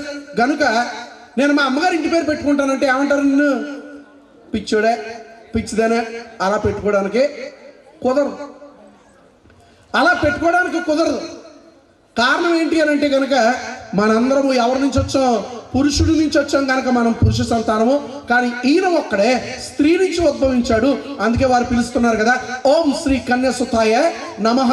కన్యక నుంచి ఉద్భవించిన వాడా మమ్మల్ని రక్షించంటే ఆయన ఈ ప్రపంచాన్ని ఆశ్చర్యపరుస్తూ కన్యక గర్భాన్ని ఆయన ఉద్భవించాడు. ఆయన జననము ఆశ్చర్యం, ఆయన జీవితం ఆశ్చర్యం, ఆయన జీవితము ఆశ్చర్యము, ఆయన మాట్లాడిన మాటల ఆశ్చర్యం. ఆయన చిన్న పిల్లవాడిగా ఉండగానే లూకా సువార్త 2వ అధ్యాయము చదవము ఒకసారి. లూకా సువార్త 2వ అధ్యాయము 46-47 వచనాలు చదవమ్మా.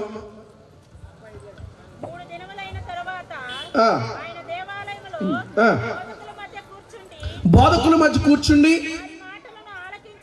వారి మాటలను ఆలకించుచు వారిని ప్రశ్నలు అడుగుచూ ఉండగా చూచిరి. ఆయన మాటలు వినిన వారందరూ ఆయన ప్రత్యుత్తరములను విస్మయముందిరి. చాలండి, ఇక్కడ ఆయన యొక్క మాటలు చూసి, ప్రశ్నలు చూసి అక్కడున్న పరిసయ్యులు, సద్దుకేయులు అందరూ ఏమైపోతున్నారు? ఆశ్చర్యంలో గురైపోతా ఉన్నారు. యేసుక్రీస్తు యొక్క జీవితము ఆశ్చర్యము. ఆయన మాట్లాడుతుంటే శాస్త్రులు, పరిసయ్యులు కూడా ఏమైపోయారు? ఆశ్చర్యపోయారు. ఆయన యొక్క మాటలకి, ఆయన యొక్క ప్రత్యుత్తరానికి చాలా మంది ఆశ్చర్యపోయారు. కారణం ఏంటి తెలుసా? ఆయన జీవితం ఆశ్చర్యం. ఆయన నీటిపైన నడిచాడు, గాలిని గద్దించాడు. ఆయన మరణించిన వారిని సహితము ఏం చేశాడు? లేవనెత్తాడు. అప్పటిదాకా కుంటివారిగా, గుడ్డివారిగా, మోగవారిగా ఉన్నవారిని కుంటివారికి కాళ్ళు ఇచ్చాడు, మోగవారికి మాటనిచ్చాడు, గుడ్డివారికి చూపునిచ్చాడు, చెవిటి వారికి వినికిడినిచ్చాడు. వీరందరినీ కూడా స్వస్థపరచడం ద్వారా ఆయన యొక్క జీవితం ఎలాగుందో తెలుసా? ఆ యొక్క చుట్టుపక్కల వారందరికీ కూడా ఆశ్చర్యం. ఎప్పటికీ కూడా ప్రభువు చేసిన స్వస్థతలు ఈ ప్రపంచానికి ఆశ్చర్యం. అందుకే అపవాది సంతానం ఏమన్నారు తెలుసా? ఈ క్రియలు జరిగాయంటే మేము నమ్మమంటున్నారు. కారణం ఏంటి తెలుసా? ఈ ప్రపంచానికి అది ఆశ్చర్యం. ప్రభువైన యేసుక్రీస్తు ఆయన నీటిపైన నడిచాడు. ఎవరైతే నీటిని దేవుడిగా, దేవతగా పూజిస్తున్నారో, ఎవరైతే గాలిని దేవుడిగా, దేవతగా పూజిస్తున్నారో, ఆ నీటిని, గాలిని ఆయన గద్దించగానే అవి రెండు ఆయన మాటకి ఏమైపోయినాయి? లోబడ్డాయి. తద్వారా ఆయన ఈ ప్రపంచాన్ని ఏం చేస్తున్నాడు తెలుసా? ఆశ్చర్యపరుస్తూ ఉన్నాడు. ఆయన ఒక్క మాట సెలవీయగా ప్రకృతి ఆయన మాట ఆలకిస్తూ ఉంది, ప్రకృతి ఆయనకు లోబడుతూ ఉంది. తద్వారా ఆయన జీవితం ఏంటి చెప్పి ఒకసారి? ఆశ్చర్యము. ఆయన జననం ఆశ్చర్యము, ఆయన జీవితం ఆశ్చర్యము. మూడోదిగా ఆయన మరణము ఈ ప్రపంచానికి ఆశ్చర్యం. ఈ ప్రపంచంలో చాలా మంది ప్రేయసి కోసం ప్రాణం పెట్టిన వారు ఉన్నారు, అవునా? ఈ ప్రపంచంలో చాలా మంది తల్లిదండ్రుల కోసం ప్రాణం పెట్టిన వారు ఉన్నారు. ఈ ప్రపంచంలో చాలా మంది వారి యొక్క గ్రామం కోసం ప్రాణం పెట్టిన వారు ఉన్నారు. ఈ ప్రపంచంలో చాలా మంది వారు దేశము కొరకు ప్రాణం పెట్టిన వారు ఉన్నారు. కానీ ఈ సకల సృష్టిలో ఉన్న మానవుల యొక్క పాపముల కొరకు ప్రాణము పెట్టి ఆయన ప్రపంచాన్ని అంతటిని ఏం చేశాడు? ఆయన ఆశ్చర్యపరిచాడు. ఆయన మరణము ఆశ్చర్యము, ఆయన మరణం ఆశ్చర్యము. ఈ ప్రపంచంలో ఏ ఒక్కరు కూడా పాపాత్ముల కొరకు ప్రాణము పెట్టిన వాడు ఏ ఒక్కడు లేడు. పాపుల కొరకు ప్రాణము పెట్టి ఈ ప్రపంచాన్ని తన మరణముతో ఆశ్చర్యపరిచిన వాడు ప్రభు అయిన యేసుక్రీస్తు. దేవుని నామానికి స్తోత్రం కలుగును గాక. ఆయన జననం ఆశ్చర్యము, ఆయన జీవితం ఆశ్చర్యము, ఆయన మరణం ఆశ్చర్యము, చివరగా ఆయన పునరుత్థానము ఆశ్చర్యం. ఈ ప్రపంచంలో పుట్టిన ఏ ఒక్కడికైనా జనన మరణ తారీఖులు ఉన్నాయి, కానీ మన ప్రభువుకి ఏముందో తెలుసా? పునరుత్థాన తారీఖు ఉంది. దేవుని నామానికి స్తోత్రం కలుగును గాక. అందుకే కొరింథీయులకు రాసిన మొదటి పత్రిక 15వ అధ్యాయము 55వ వచనం అంటున్నాడు కదా, O death where is your sting, ఓ మరణమా నీ ముళ్ళు ఎక్కడ, ఓ మరణమా నీ విజయము ఎక్కడ? ప్రభువైన యేసుక్రీస్తు ఆయన మరణాన్ని కూడా ఆశ్చర్యపరిచాడు, ఆయన పునరుద్ధానుడయ్యాడు. ఈ లోకంలో దేవుళ్ళుగా దేవతలుగా చాలా మంది పిలువబడ్డారు, కానీ వారందరూ చనిపోయాక ఈ కాలగర్భంలో కలిసిపోయారు. అందుకే ఒక కవి ఈ రీతిగా అంటాడు కదా, సుందరమైన దేహాలు ఎన్నో శిథిలము కాలేదా, అంబరమంటిన రాజులందరూ అలసిపోలేదా, కలములు పట్టిన కవులందరూ కనుమరుగైపోలేదా, ధరణిలోన ధనికులందరూ దహనము కాలేదా. ధనవంతులని చెప్పుకున్నవారు, బలవంతులని చెప్పుకున్నవారు, తెలివైన వారని చెప్పుకున్నవారు, కవులు అని చెప్పుకున్నవారు, అందగత్తులము అందగాళ్ళము అని చెప్పుకున్నవారు, వారందరూ కూడా ఏమైపోయారు చెప్పి ఒకసారి నశించిపోయారు. వెరీ రీసెంట్ గా నేపాల్ లేదా బర్మా ఈ దేశానికి సంబంధించిన ఒక మిస్ నేపాల్ అనుకుంటాను ఆమె పేరు, మిస్ నేపాల్ ఆమె యొక్క బిరుదు. అంటే నేపాల్ మొత్తంలో ఆమె అందగత్తి. ఇండియాలో భారతదేశంలో ఒక యాక్సిడెంట్ జరిగింది. ఆ యాక్సిడెంట్ తర్వాత ఆమె ఎలా మారిపోయిందో తెలుసా? అంద వికారముగా మారిపోయింది. కారణం ఏంటో తెలుసా? నీ అందము శాశ్వతము కాదు. కొంతమంది వారి అందాన్ని చూసి ఏమైపోతూ ఉంటారు? మురిసిపోతూ ఉంటారు. అద్దంలో తెగ చూసేసుకుంటూ ఉంటారు. షాపింగ్ మాల్స్లో అద్దాలు ఎందుకు పెడతారు తెలుసా? నువ్వు వాడిని ఆ చేరతి ఈ చేరతి అనో, ఏమంటావు? అద్దంలో చూసుకుని అంటావు కదా, అందుకే పెడతారు. కొంతమంది అందం చూసుకుని ముడిచిపోతూ ఉంటారు. నా అంత అందగత్తి ఈ లోకంలో ఈ శుద్ధపల్లి అంటే ఎవరన్నా బాగుంటారా? నాలాంటి పొడవైన ముక్కు ఎవరికన్నా ఉందా? నాలాంటి పళ్ళు ఎవరికన్నా ఉన్నాయా? పెట్టుడు పళ్ళు నీ ఊడిపోతే పెట్టించుకున్నావు పళ్ళు నువ్వు. ఒక గ్రామంలో 2 స్త్రీలు ఉన్నారట. 2 స్త్రీల్లో ఒక ఆమెకి పొడవంటి జుట్టు, ఎంత పొడవంటే కింద వరకు జుట్టు ఉండేదట. ఆమె జుట్టు చూసి అందరూ ఆశ్చర్యపోయేవారు. ఎంత అందంగా ఉందో జుట్టు, ఎంత అందంగా ఉందో జుట్టు. రోజు కొంతమంది వచ్చి చూసి వెళ్తూ ఉండేవారంట. జుట్టును ముట్టుకొని ఇచ్చేది కాదంటే, జుట్టు మీద చెయ్యకు, కావాలంటే చూసి వెళ్ళిపో తప్ప జుట్టు మీద చెయ్యడానికి వీల్లేదు. మరొక ఆమె ఉండేదంట అదే గ్రామంలో. పళ్ళు వరుస చక్కగా ఉండేవట. పళ్ళు చూడగానే అబ్బా ఎంత అందమైన పళ్ళు, నిగనిగలాడిపోతూ ఉండేయంట, తెల్లగా మెరిసిపోతూ ఉండేయంట, కోల్గేట్ అడ్వర్టైజ్మెంట్ లాగా. ఆమె పళ్ళు చూసి అందరూ అబ్బా ఎంత బాగున్నాయో పళ్ళు, ఎంత బాగున్నాయో పళ్ళు. వారిద్దరూ కూడా ఒకరోజు ఎదురు పడతా ఉంటే విపరీతమైన గాలివాన వస్తూ ఉందంట. గాలి వస్తూ ఉంది, విపరీతమైన గాలి వస్తూ ఉంటే ఆ గాలికి ఈవిడ విగ్గు ఎగిరిపోయిందంట. ఎంతకాదు నిజమైన జుట్టు కాదు, అది సవరం, అది విగ్గు ఎగిరిపోయిందంట. విగ్గు ఎగిరిపోతే ఈ అమ్మాయి పక్కపక్క నవ్వుతూ ఏమే ఇంతకాలం నీది నిజమైన జుట్టు అనుకున్నాను, నిజమైన జుట్టు కాదా అని పక్కపక్క నవ్వుతుంటే ఇప్పుడు పలసట్టు ఉడి కింద పడిపోయిందండి. కొంతమంది నిజమైన అందం కాదు, ఫేర్ అండ్ లవ్లీ అందం. ఫేర్ అండ్ లవ్లీ రాయకపోతే నీ మొహం నువ్వు కూడా చూడలేవు. అవునా? ఓ జుట్టు తెగదువ్వేస్తూ ఉంటారు కొంతమంది. ఏం కంగారు పడకు, పిల్లలు పుట్టాక ఇలా లాగితే నీ జుట్టు ఏమైపోద్ది, ఊడి చేతిలోకి వచ్చారు. కొంతమంది అబ్బా ఎంత బాగుంది పర్సనాలిటీ, నాకు అసలు పొట్టే లేదు, పెళ్ళి అయిపోయాక ఎంత వస్తుంది పొట్ట, ఎంత ఉంటుంది తప్పియాలా అంత ఉంటుంది. నా అంత అందగా శుద్ధపల్లిలో ఎవరు లేరు. నేను నవ్వానంటే నా పళ్ళు ఎంత అందంగా ఉంటాయో, నేను నా ముక్కు ఎంత అందంగా ఉంటుందో, నా బాయ్ ఫ్రెండ్ అస్తమాను నా ఫోటోలు పంపించమంటాడు చూడడానికి. అంటే నేను అంత అందగత్తిగా ఉంటాను. అమ్మా నువ్వు అందగత్తివి కానే, నేను చెప్తున్నాను కదా, నువ్వు అందగత్తివని ఫీల్ అవ్వకు, నువ్వు అందగత్తివి కాదు. ఒకవేళ నేను అందంగా ఉన్నానని నీకు ఇంకా కాన్ఫిడెన్స్ ఉందనుకో, ఇంటికి వెళ్ళాక నీ ఆధార్ కార్డు ఒకసారి బయటికి తీ, నీ ఆధార్ కార్డు చూసుకో, నీ అందమేటో బయటపడిపోద్ది కదా. చాలామంది వారి యొక్క అందాన్ని చూసి మురిసిపోతూ ఉంటారు, వారి యొక్క డబ్బును చూసి మురిసిపోతూ ఉంటారు. ఈ లోకంలో ఏది శాశ్వతము కాదు, ఒక్కటే శాశ్వతము, మన ప్రభు ఇచ్చినదే, మన ప్రభు ఇచ్చిన రక్షణే శాశ్వతము. దేవుని నామానికి స్తోత్రం కలుగును గాక. ప్రభు తన యొక్క జననము ద్వారా ప్రపంచాన్ని ఆశ్చర్యపరిచాడు, తన యొక్క జీవితం ద్వారా ఆశ్చర్యపరిచాడు, తన యొక్క మరణము ద్వారా ఆశ్చర్యపరిచాడు. చివరిగా ఆయన లేచి చూపించి తన యొక్క పునరుద్ధానము ద్వారా ఆయన ఏం చేశాడు తెలుసా? ఈ ప్రపంచాన్ని ఆశ్చర్యపరిచాడు. అందుకే ఈ లోకంలో దేవుళ్ళుగా, దేవతలుగా, గురువులుగా, మత గురువులుగా చెప్పుకున్న వారు ఎందరో ఉన్నా ఆయనకు సాటి అయిన దేవుడు మరెవ్వరూ లేరు. కారణం ఏంటో తెలుసా?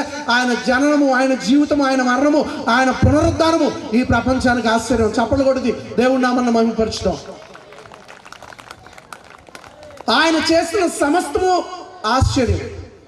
ఈరోజు ఆశ్చర్య కార్యాలు చేస్తామంటే ఎక్కడెక్కడికో పరిగెడతా ఉంటాం కదా, ఎక్కడెక్కడికో పరిగెడతా ఉంటాం.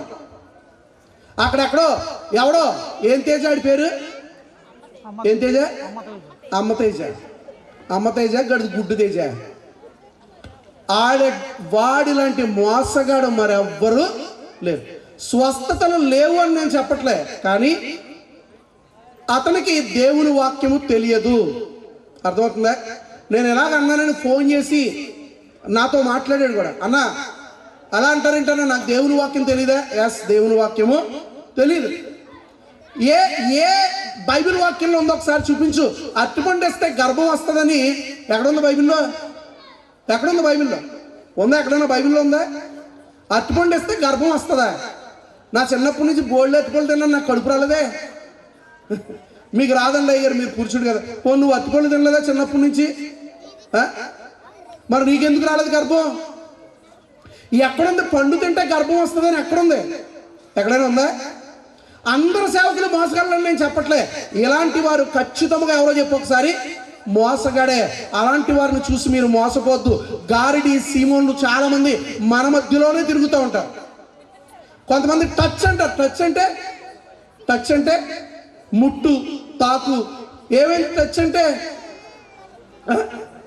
ఒకవేళ అతను ముట్టుకుంటే కింద పడిపోయేది నిజమైతే, అతను కార్ డ్రైవర్ కూడా అతను ముట్టుకుంటాడు కదా. అతనికి అయ్యగారు షేక్ హ్యాండ్ ఇస్తాడు కదా స్టేజ్ మీదకి రాగానే. మరి అయ్యగారు ఏమైపోవాలి? అయ్యగారు పడిపోవాలి కదా.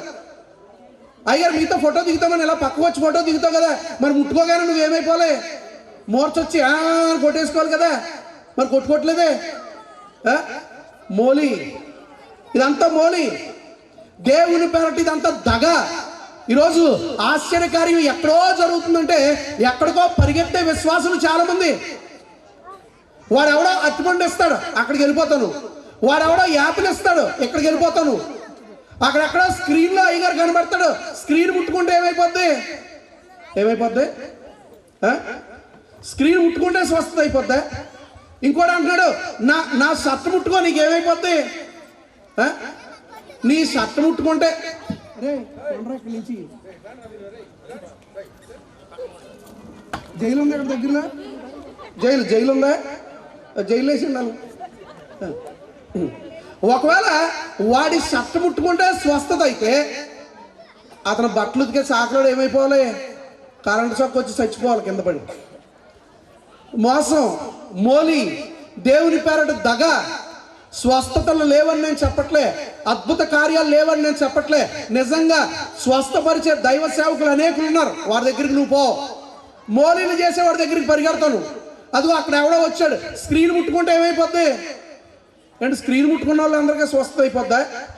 అరటిపండు తిన్న వాళ్ళందరికీ గర్భం వచ్చేస్తుందా? చెప్పు ఒకసారి. ఇలా వెళ్ళి మోసపోయేవారు అనేకులు లేరా? మరి కొంతమంది భాషలు మాట్లాడుతున్నారు కాబట్టి అదే నిజమైన సంగమం. రిబాబా షబాబా రిబాబా బుర్ర అనగానే అయ్యగారికి భాష వచ్చి కాబట్టి నిజమైన సేవకుడు. చెప్పరా రిబాబా అంటే ఏంటో చెప్పరా నువ్వు అని అడుగు ఒకసారి.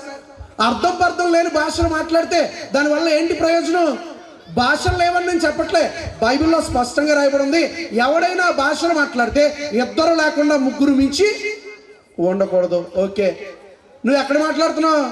సంఘంలో 500 మంది ఉంటే 200 మంది ఉంటే వాళ్ళ దగ్గర భాషలు. సరే మాట్లాడుతున్నాం, మంచిదే. అక్కడ మరొక మాట రాయబడి ఉంటుంది కదా, భాషను మాట్లాడేవాడు దానికి ఏం చెప్పాలట? భావం చెప్పేవాడు ఇంకొకడు ఉండాలి. Somebody should dare to interpret. భాషను ఒకరు మాట్లాడితే భావము చెప్పేవాడు మరొకడు ఉండాలి. లేకపోతే నువ్వు ఎలా ఉండాలట? మౌనంగా ఉండని రాయబడి ఉంది బైబిల్లో. భాషలు మాట్లాడే వాళ్ళు అందరూ గొప్ప సేవకులు కాదు, అలాగని భాషలు మాట్లాడే వాళ్ళందరూ తప్పుడు సేవకులను కూడా చెప్పడం నా ఉద్దేశం కాదు. కానీ కొంతమంది విశ్వాసులను మోసపరచడానికి భాషలు మాట్లాడతారు. విశ్వాసులను మోసపరచడానికి స్వస్థతలు ఉన్నాయి అని, మా దగ్గర స్వస్థతలు ఉన్నాయి అని చెప్పుకుని తిరుగుతూ ఉంటారు. మేము అట్టుకొండేస్తే స్వస్థత, మేము మా షర్ట్ పట్టుకుంటే స్వస్థత, మా కాళ్ళు పట్టుకుంటే స్వస్థత. అదిగో ఆమె ఎవరో ఒక సాక్ష్యం చెప్తా ఉంది కదా, నాకు గొంతు నొప్పి వచ్చేదండి. చూసారు ఈ సాక్ష్యం? చూసారా? నాకు గొంతు నొప్పి వచ్చేదండి, చాలా కాలం నుంచి నాకు గొంతు నొప్పి ఉంది. అయితే అన్నయ్య తుడుచుకుని ఒక కచ్చిపు అక్కడ పాడేశాడండి. ఆ చెమట పట్టిన కచ్చిపు నేను తీసుకుని వెళ్ళాను, అది గొంతు మీద పెట్టుకోగానే ఈమెకి ఏమైపోయిందంటే స్వస్థత అయిపోయిందంట. ఆడ చంకనాకపోయావా మరి? ఇంకా చెమట ఉంటుంది కదా చంకలో. ఆడ చంకనాకితే ఇంకా ఉంటుంది కదా, లోపలికి వెళ్ళిపోద్ది స్వస్థత. అభిషేకం, ఇదే అభిషేకం, ఇదే అభిషేకం. ఏమనంటే యేసుక్రీస్తు వస్త్రపు చెంగు పట్టుకుని ఏమైపోయారంటే, నువ్వు యేసుక్రీస్తు ఏంట్రా ఎదవా అంటున్నాడు ఒక ఆయన. నేను కదండి బాబు, నువ్వు యేసుక్రీస్తువా? నువ్వు అపోస్తులైన పౌలువా? ఎవరు నువ్వు? ఆనాడు చేసిన దేవుడు ఈనాడు కూడా చేస్తాడు, చెయ్యడని చెప్పట్లే. కానీ వీటి పేరుని ఈరోజు ఏమైపోతా ఉన్నాయి? మోసాలు, విపరీతమైన మోసాలు. మరొక ఆమె ఎవరో చెప్తా ఉంది కదా, యేసుక్రీస్తుకి అలవాటు చేసిందంట. ఏం అలవాటు చేసింది? ఏం అలవాటు చేసింది దగ్గర చూసారా? ఏంటది? మాట్లాడుకోవడం అలవాటు చేసిందంట. ఎలాగంటుందంట, రెండు అయ్యారు ఒకసారి, ఇలా రెండో ఒకసారి. యేసుక్రీస్తుకి అలవాటు చేసిందంట. ఆయన వచ్చాడంట, ఏమ్మా ఏం చేస్తున్నావు అంటే, ఉండు ప్రభువా అన్నదంట. ఉండు ప్రభువా ఎలా వచ్చేస్తాడు? మా ఆయన ఇప్పుడే బయటికి వెళ్ళాడు, వంట వండాలంటే ఈయన అన్నాడంట, చెయ్యేసి ఇలా భుజం మీద, ఏం పర్లేదు నా దేవదూతలను పంపిస్తున్నాను. వాళ్ళు ఏం చేస్తారు? చెప్పు తీసుకుని కొట్టాలి అలాంటి. ఇలాంటి పనికిమాల సాక్ష్యాలు చెప్పేవారిని చెప్పు తీసుకుని కొట్టాలి. వెళ్తుంది కదా, లైవ్ వెళ్తుంది కదా, కట్ చేసి పెట్టుకోండి. యేసుక్రీస్తు అంటే వంట చేయొద్దమ్మా, నువ్వు సోంబేరులో కూర్చో, నువ్వు సన్నాసిలో కూర్చో, నేను ఏం చేయిస్తాను నా దేవదూతలతో. పాపం దేవదూతలు బట్టలు ఉతకడానికి వంటలతో. అమ్మా మీరు అంట్లది తోమద్దు, పని మనుషులు ఉన్నారు ఎవరికన్నా. లేడీస్కి వంట చేయడం ఇష్టమే, గదులు తొట్టడం కూడా పర్వాలేదు, బట్టలు ఉతకడం కూడా పర్వాలేదు. కానీ అంట్లు తోమంటే చిరాకు వచ్చేది. అవును కదా, నిజం చెప్పండి లేదు. మీరు ఎవరో కష్టపడక్కర్లేదు, దేవదూతను పిలిచి ప్రభువా దూతలను ఏర్పాటు చేయంటే వాళ్ళు ఏం చేస్తారు? అంట్లు తోమేస్తారు నీకోసం. ఇంత హాస్యాస్పదంగా క్రైస్తవ్యాన్ని చేస్తూ ఉంటే చూస్తా ఊరుకోవాలా? దేవుడు తన యొక్క కార్యాలు ఆయన అద్భుతాలు చేసి చూపెడతాడు. కానీ ఎప్పుడో తెలుసా, అవి దేవునికి చాలా ఇష్టమైనవి అయి ఉండాలి, అది చాలా రీజనబుల్గా ఉండాలి. దేవుని దూతలు బట్టలు ఉతికారు, దేవుని దూతలు వంటలు చేశారు, ఇదే సాక్ష్యం. మరొక ఆమంట ఉంది, మాకు నెట్ అయిపోయిందండి ప్రార్థన చేయగానే ఏమొచ్చేసిందట? నెట్ వచ్చేసిందా? ఇంకొక ఆవిడ ఉంటుంది, మాకు గ్యాస్ సిలిండర్ అయిపోగానే ప్రార్థన చేస్తే ఏమొచ్చేసిందంటే గ్యాస్ సిలిండర్ వచ్చిందంట. ఎగతాళి చేయట్లేదా చాలా మంది? మిమ్మును బట్టే కదా నా నామము అన్యజనుల మధ్య దూషణ అందుచా ఉంది. మిమ్మును బట్టే కదా నా నామము అన్యజనుల మధ్య దూషింపబడుచున్నది. ఎందుకు దేవుని నామాన్ని అవమానపరుస్తూ ఉన్నాం? ఎందుకు దేవుని నామాన్ని వ్యర్థంగా ఉచ్చరిస్తున్నాం? అయ్యా మీరు స్వస్థతలు నమ్మరా? ఇదే రవీంద్రనాథ్ ప్రార్థన చేయగా చాలా మంది స్వస్థత పడినట్టుగా చెప్పారు. ఇదే రవీంద్రనాథ్ ప్రార్థన చేయగా చాలా అద్భుతాలు జరిగాయి. కానీ వాటిని ఎందుకు చెప్పమో తెలిసే, ఈరోజు అవి చెప్పడం వలన వాటిపైన ఆధారపడుతున్నారు తప్ప దేవుని వాక్యాన్ని ఎవరో పట్టించుకోవడంలే. ప్రజలు మోసం చేసేవారు వస్తూనే ఉన్నారు. నేను మరలా చెప్తున్నాను, అమ్మ తేజ అనేవాడితో తస్మత్ జాగ్రత్త, వాడికి అసలు వాక్యమే తెలియదు. ఎలాంటి చర్చకైనా సిద్ధమే, ఎలాంటి చర్చకైనా సిద్ధమే. దేవుడు అద్భుతాలు చేయడే, ఆయన నిన్న నేడు రేపు ఒకటే రీతిగా ఉన్నాడు. మొన్న చేసిన స్వస్థత నిన్న చేస్తాడు, నిన్న చేసిన వాడు ఈ రోజు చేస్తాడు, ఈ రోజు చేసిన వాడు రేపు చేస్తాడు. ఎవరి ద్వారా తెలుసా? నువ్వు ఒకవేళ నమ్మితే జంగము యాకోబు గారి ద్వారా ప్రభు ఏం చేస్తాడు? స్వస్థత జరిగిస్తాడు. దేవుడు నా మన స్తోత్రం కలుగును గాక.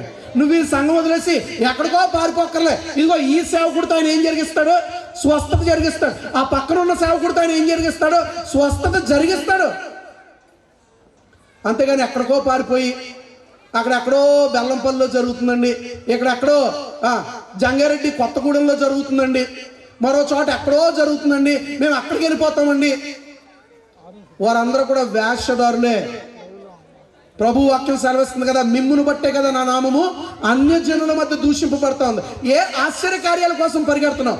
నీ యొక్క విశ్వాస జీవితం ప్రారంభంలో ఆశ్చర్య కార్యాలు కావాలి కనుక సాల్వ ఏడిసినా లేకపోతే మరెవరైనా ఎవరి పేరైనా పెట్టు, ఏ ఒక్కరూ కూడా దేవుని యొక్క వెర్రితనాన్ని అందుకోగలిగిన జ్ఞానవంతుడు ఈ లోకంలో పుట్టలే.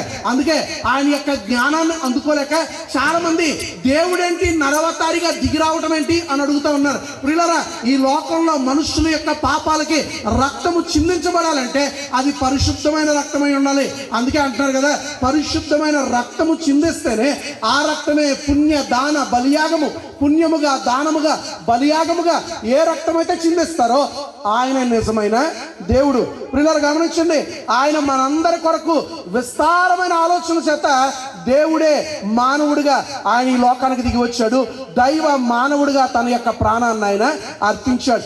ఆయన మన కొరకు ఎంత ఆలోచన కలిగి ఉన్నాడంటే నిన్ను ఎలా రక్షించాలనే ఆలోచనలో ఉన్నాడు. నిన్ను ఎలాగా పరలోకం తీసుకుపోవాలా అనే ఆలోచనలోనే దేవుడు సదాకాలము ఆయన ఆలోచన చేస్తున్నాడు. ఈరోజు నీ ఆలోచనలు నా ఆలోచనలు ఎలాంటివి అంటే కనుక ఈ లోక సంబంధమైన ఆలోచనలు. అవును కదా, ఈ లోక సంబంధమైన జ్ఞానము మనది, ఈ లోక సంబంధమైన తెలివి. కొంచెం తెలివి ఉంటే నా అంత జ్ఞానవంతులు మరి ఎవరను లేరనుకుంటావు. కానీ దేవుని జ్ఞానాన్ని నీవు అందుకోలేవు. దేవుని జ్ఞానాన్ని నీవు ఎన్నటికీ కూడా అందుకోలేవు. ఎందుకు ఆయన ఈ క్రియలు ఎందుకు చేశాడు? ఆయన యొక్క ఆలోచన ఉన్నతమైనది కనుక నీ జీవితంలో ఆ కష్టం రప్పించాడు. యోబు అది ఎరిగిన తర్వాత ఆయన ఒక మాట అంటున్నాడు కదా, సాధారణంగా మనుషులకి కలగబోవు శ్రమే నాకు కలిగింది తప్ప మరి ఏది కూడా నాకు ఎక్కువగా కలగలే. అందుకే ప్రారంభంలో ఒక మాట అంటాడు కదా, యెహోవా ఇచ్చాను యెహోవా తీసుకుని పోయాను, యెహోవా నామమునకు స్తుతి కలుగును గాక. ఎందుకు ఈ మాట చెప్తున్నాడు తెలుసా? దేవుడు నా ఎడల గొప్ప ఆలోచన కలిగి ఉన్నాడు. నా దగ్గర నుంచి ఇవన్నీ తీసుకున్నాడు కదా, ఆయన గొప్ప ఆలోచనే కలిగి ఉన్నాడు. నా దగ్గర తీసుకున్నది మరలా ఆయన ఏం చేస్తాడు? తిరిగి ఇచ్చేస్తాడు. ప్రభునందు ప్రియ దైవ జనాంగమా గమనించు, దేవుని యొక్క ఆలోచనలు అందుకోదగిన ఏ ఒక్కడను కూడా ఈ భూమి మీద పుట్టలే, ఏక మీద కూడా పుట్టబడు. దేవుడు నామన స్తోత్రం కలుగును గాక. దేవుడు అనేవాడు నిరంతరము తన ప్రజల కోసం ఆలోచించేవాడు తప్ప తన భార్య కోసమో తన బిడ్డల కోసమో తన రాజ్యము కోసమో ఆలోచన చేయవాడు దేవుడు కానే కాదు. ఈ లోకంలో చాలా మంది పుట్టారు, వారి రాజ్యాన్ని కాపాడుకోవడానికి పుట్టారు, వారు దేవుళ్ళు అవ్వే అవకాశం లేదు. ఈ లోకంలో చాలా మంది పుట్టారు తన భార్య కోసం యుద్ధాలు. దేవుని వెర్రితనము మరలా చదవాలి ఒకసారి. దేవుని వెర్రితనము మరలా చదవాలి ఒకసారి. దేవుని వెర్రితనము మనుష్య జ్ఞానము కంటే, మనుష్యుని యొక్క జ్ఞానమును కంటే జ్ఞానము కలది, జ్ఞానము కలది. చాలు. ఇప్పుడు నాదొక ప్రశ్న ఏంటి అని అంటే కనుక, దేవుడు వెర్రివాడా? దేవుడు వెర్రివాడా? దేవుడు వెర్రిగా ఆలోచిస్తాడా? మరి ఏంటి అక్కడ అలా రాశాడు అపోస్తలుడైన పౌలు? మొదటిగా ఏంటి చెప్పండి ఒకసారి. ఆయన ఆశ్చర్యకరం. రెండోదిగా ఆలోచనకర్త. ఆలోచనకర్త అంటే ఆయన నీలా నాలాగా ఆయన ఆలోచించేవాడు కాదు. నీలా నాలాగా ఆలోచించే ఆలోచనకర్త కాదు. ఆయన ఆలోచనలు ఉన్నతంగా ఉంటాయి. ఎంత ఉన్నతంగా ఉంటాయి తెలుసా? భూమి కంటే ఆకాశము ఎంత ఉన్నతంగా ఉంటుందో నీ ఎడల ఆయన తలంపులు, ఆయన ఆలోచనలు అంతే ఉన్నతంగా ఉంటాయి. దేవుని యొక్క ఆలోచనలు చాలా చాలా ఉన్నతంగా ఉంటాయి, అందుకోలేనివి. అందుకే అపోస్తలుడైన పౌలు ఒక మాట అంటాడు కదా, చదవండి ఒకసారి. కొరింథీయులకు రాసిన మొదటి పత్రిక. తెలుసా, దేవుడు వెర్రివాడా? దేవుడు వెర్రివాడని నువ్వు చెప్పగలవా? వెర్రిగా ఆలోచించేవాడు దేవుడా? ఒకవేళ దేవుడు వెర్రిగా ఆలోచించినా ఆయన ఆలోచనలో అందుకోదగిన శాస్త్రవేత్త కానీ ఆయన జ్ఞానవంతుడు కానీ ఈ లోకంలో ఇప్పటిదాకా పుట్టలేదు, ఏక మీదట కూడా పుట్టబడు. దేవుడు నామానికి స్తోత్రం కలుగును గాక. అందుకే ఒక మాటను మనం పదే పదే జ్ఞాపకం చేసుకుంటాం కదా, ఆయన సొలొమోను కంటే శ్రేష్ఠుడు. ఎందుకు ఈ మాట అంటాం తెలుసా? సొలొమోనే ఈ లోకంలో అత్యంత జ్ఞానవంతుడైతే అతడిని మించిన జ్ఞానవంతుడు ఎవరో తెలుసా? మన ప్రభు అయిన యేసుక్రీస్తు ప్రభుల వారు. దేవుడు నామానికి స్తోత్రం కలుగును గాక. ఆయన సొలొమోను కంటే శ్రేష్ఠుడు. ఎందుకు ఈ యొక్క మాటను ఆయన వినియోగిస్తా ఉన్నాడు తెలుసా? ఈ లోకంలో ఆయనను మించిన జ్ఞానవంతుడు మరి ఎవ్వరును లేరు. ఒకవేళ ఆయన వెర్రిగా ఆలోచిద్దాం అని అనుకున్న ఈ ప్రపంచంలో అత్యంత జ్ఞానవంతుడు ఆయన యొక్క వెర్రితనాన్ని కూడా అందుకోలేడు. అందుకే అన్నాడు కదా, దేవుని వెర్రితనము మనుషుని యొక్క జ్ఞానమునకు మించినది. ఈ ప్రపంచంలో ఏ జ్ఞానవంతుడన్నా నువ్వు పేరు పెట్టి పిలు. స్టీఫెన్ హాకిన్స్ అని రాజులుగా పుట్టారు. వారు రాజులు మాత్రమే, దేవుడు అయ్యే అవకాశము లేదు. ఈ లోకంలో చాలా మంది వారి కుటుంబం కోసం ఆలోచన చేశారు, అందుకే వారు దేవుడయ్యే అవకాశము లేదు. తన ప్రజల కోసమో, తన కుటుంబం కోసమో, తన భార్య కోసమో, తన బిడ్డల కోసమో ప్రాణం పెట్టేవాడు, ఆలోచించేవాడు నిజమైన దేవుడు కాదు. ఈ సకల సృష్టి కొరకు ఆలోచన చేయవాడే నిజమైన దేవుడు. అట్టి ఆలోచన మన ప్రభువు మాత్రమే చేయగలడు. దేవుడు నామానికి స్తోత్రం కలుగును గాక. ఆశ్చర్యకరుడు, ఆలోచనకర్త, బలవంతుడైన దేవుడు. ఎవరు బలవంతుడు అని అంటే మనం అంటాం మైక్ టైసన్ చాలా బలవంతుడు అండి అని అంటాం. నేను ప్రొఫెషనల్ బాక్సర్, నాకు బాక్సింగ్ వచ్చి కనుక ఎవరు బలవంతుడు అంటే నాకు ఇష్టమైన పేరు ఏంటంటే మైక్ టైసన్. ఈయన 44 మందిని నాకౌట్ చేశాడు. మైక్ టైసన్ పేరు తెలియని వారు ఎవరు కూడా ఉండరు. 44 మందిని నాకౌట్ చేశాడు. ఆయన పంచ్ పవర్ ఎంతో ఎవరో కొలవలేదు కానీ ఆ రోజుల్లో 1420 పౌండ్లు అంటే ఒక్క గుద్దుకి 10 మంది చనిపోతారు. అంత బలవంతుడు. ఈ ప్రపంచంలో ఎవరు బలవంతుడు అంటే మొహమ్మద్ అలీ. ఆయన కంటే గొప్పవాడు మొహమ్మద్ అలీ అని చెప్తూ ఉంటారు. ఇంకా ఎవరు బలవంతులు అంటే రకరకాలుగా మనము పేర్లు చెప్తూ ఉంటాం. ప్రియులారా గమనించండి, వీరందరూ కూడా వారి యొక్క బలాన్ని చూపించుకున్న బలవంతులు. ఎలాగో తెలుసా? ఎదుటి వారిని కొట్టి, ఎదుటి వారిని హింసించి, ఎదుటి వారికి రక్తం వచ్చేలాగా వారు హింసించి అప్పుడు మేము వాడికంటే బలవంతులము అని చెప్పుకున్నారు. మైక్ టైసన్ అడిగారట, అయ్యా నీ కోరిక ఏంటి అని అడిగితే ఆయన ఒక స్టేట్మెంట్ ఇచ్చాడు. ఏంటో తెలుసా? I just want to conquer people and their souls. నేను నా యొక్క బలము చేత ప్రజలని, వారి యొక్క ఆదర అభిమానాలని పొందుకోవాలనుకున్నాను, వారి గుండెల్లో చిరస్థాయిగా నేను నిలిచిపోవాలనుకుంటున్నాను అని అన్నాడు. కానీ మైక్ టైసన్ ఈరోజు అందరూ కూడా ఏం చేశారు? మర్చిపోయారు. కారణం ఏంటో తెలుసా? ఆయన ప్రజలను కొట్టిన బలవంతుడు. ఇంకా బలవంతుడు ఎవరు అంటే అలెగ్జాండర్ ది గ్రేట్. ఆయన 33 సంవత్సరాలకే ప్రపంచాన్ని దాదాపుగా జయించేశాడు. దాదాపుగా ప్రపంచాన్ని జయించాడు. అలెగ్జాండర్ ది గ్రేట్ని చాలా కాలం తర్వాత మర్చిపోవడం ప్రజలు మొదలుపెట్టారు. అలెగ్జాండర్ ది గ్రేట్ చాలా బలవంతుడు, కానీ మర్చిపోతున్నారు ప్రజలు. మరికొద్ది కాలం పోతే చరిత్రలో ఒకవేళ అలెగ్జాండర్ ది గ్రేట్ గుర్తుండొచ్చు, గుర్తుండకపోవచ్చు, కానీ ఈ లోకంలో మరిచిపోలేని, విడిచిపెట్టలేని బలవంతుడు ఎవరో తెలుసా? మన ప్రభువైన యేసుక్రీస్తు. ఎందుకో తెలుసా? ఈయన ప్రజలను హింసించి కాదు, ఈయన ప్రజలను తన యొక్క ప్రేమ చేత గెలుచుకున్నాడు. అంతేకాదు ప్రజల కొరకు ప్రాణము పెట్టిన బలవంతుడు, వారి పాపముల నుంచి రక్షించడానికి తన రక్తము కార్చిన బలవంతుడు మన ప్రభువైన యేసుక్రీస్తు. దేవుడి నామానికి స్తోత్రం కలుగును గాక. పిల్లలు కుదురుండారు. ప్రజలందరి కొరకు ప్రాణము పెట్టిన బలవంతుడు, ప్రజలందరి కొరకు రక్తము కార్చిన బలవంతుడు ఎవరు అని అంటే కనుక ఒకే ఒక్క బలవంతుడు, ఆయనే మన ప్రభు అయిన యేసుక్రీస్తు. హెబ్రీయులకు రాసిన పత్రిక 2వ అధ్యాయంలో అపోస్తలుడైన పౌలు అంటాడు కదా, అందరూ కూడా రక్త మాంసములు కలిగి సాతానుని, పాపముని జయించలేని పరిస్థితిలో ఉన్నాడని ఆయన వాక్యాన్ని వివరిస్తూ ఉంటాడు. ప్రియులారా గమనించండి, అందరూ సాతాన్ని, ఈ యొక్క పాపాన్ని జయించలేకపోతూ ఉంటే పాపాన్ని జయించి ప్రభు అయిన యేసుక్రీస్తు ఆయన అంటున్నాడు కదా, నేను పాపులను రక్షించడానికి వచ్చాను అంటున్నాడు. ఓ మరణమా నీ ముళ్ళు ఎక్కడ? మనుషులందరూ కూడా మరణాన్ని జయించలేకపోతా ఉంటే ప్రభువైన యేసుక్రీస్తు అన్నాడు కదా, ఓ మరణమా నీ ముళ్ళు ఎక్కడ? మరణమా నువ్వు ఎక్కడున్నావు అని అడుగుతుంటే మరణము భయపడి పారిపోతుందంట. మరణాన్ని బెదిరించిన, భయపెట్టిన బలవంతుడు మన ప్రభువైన యేసుక్రీస్తు. దేవుడి నామానికి స్తోత్రం కలుగును గాక. మరణాన్ని గెలిచిన బలవంతుడు మన ప్రభు అయిన యేసుక్రీస్తు. నాలుగోదిగా చెప్పండి ఒకసారి. నిత్యుడగు తండ్రి. నాలుగోదిగా నిత్యుడగు తండ్రి. నిత్యుడగు తండ్రి అంటే ఎవర్ లాస్టింగ్ ఫాదర్, నిరంతరము నిలిచిపోయేవాడు, నిత్యము నిలిచిపోయేవాడే నిత్యమైన తండ్రి. ఎంతమంది మీ తండ్రి ఇప్పుడు మీతో ఉన్నాడు అని అడిగితే చాలా మంది వారు చేతులు ఎత్తలేరు. కారణం ఏంటో తెలుసా? వారి తండ్రి వారిని విడిచిపెట్టి వెళ్ళిపోయాడు, వారి తల్లి వారిని విడిచిపెట్టి వెళ్ళిపోయింది. వారి వయసు అయిపోయాక వారి ప్రాణాలను విడిచి వారు దేవుని సన్నిధానం చేరుకున్నారు.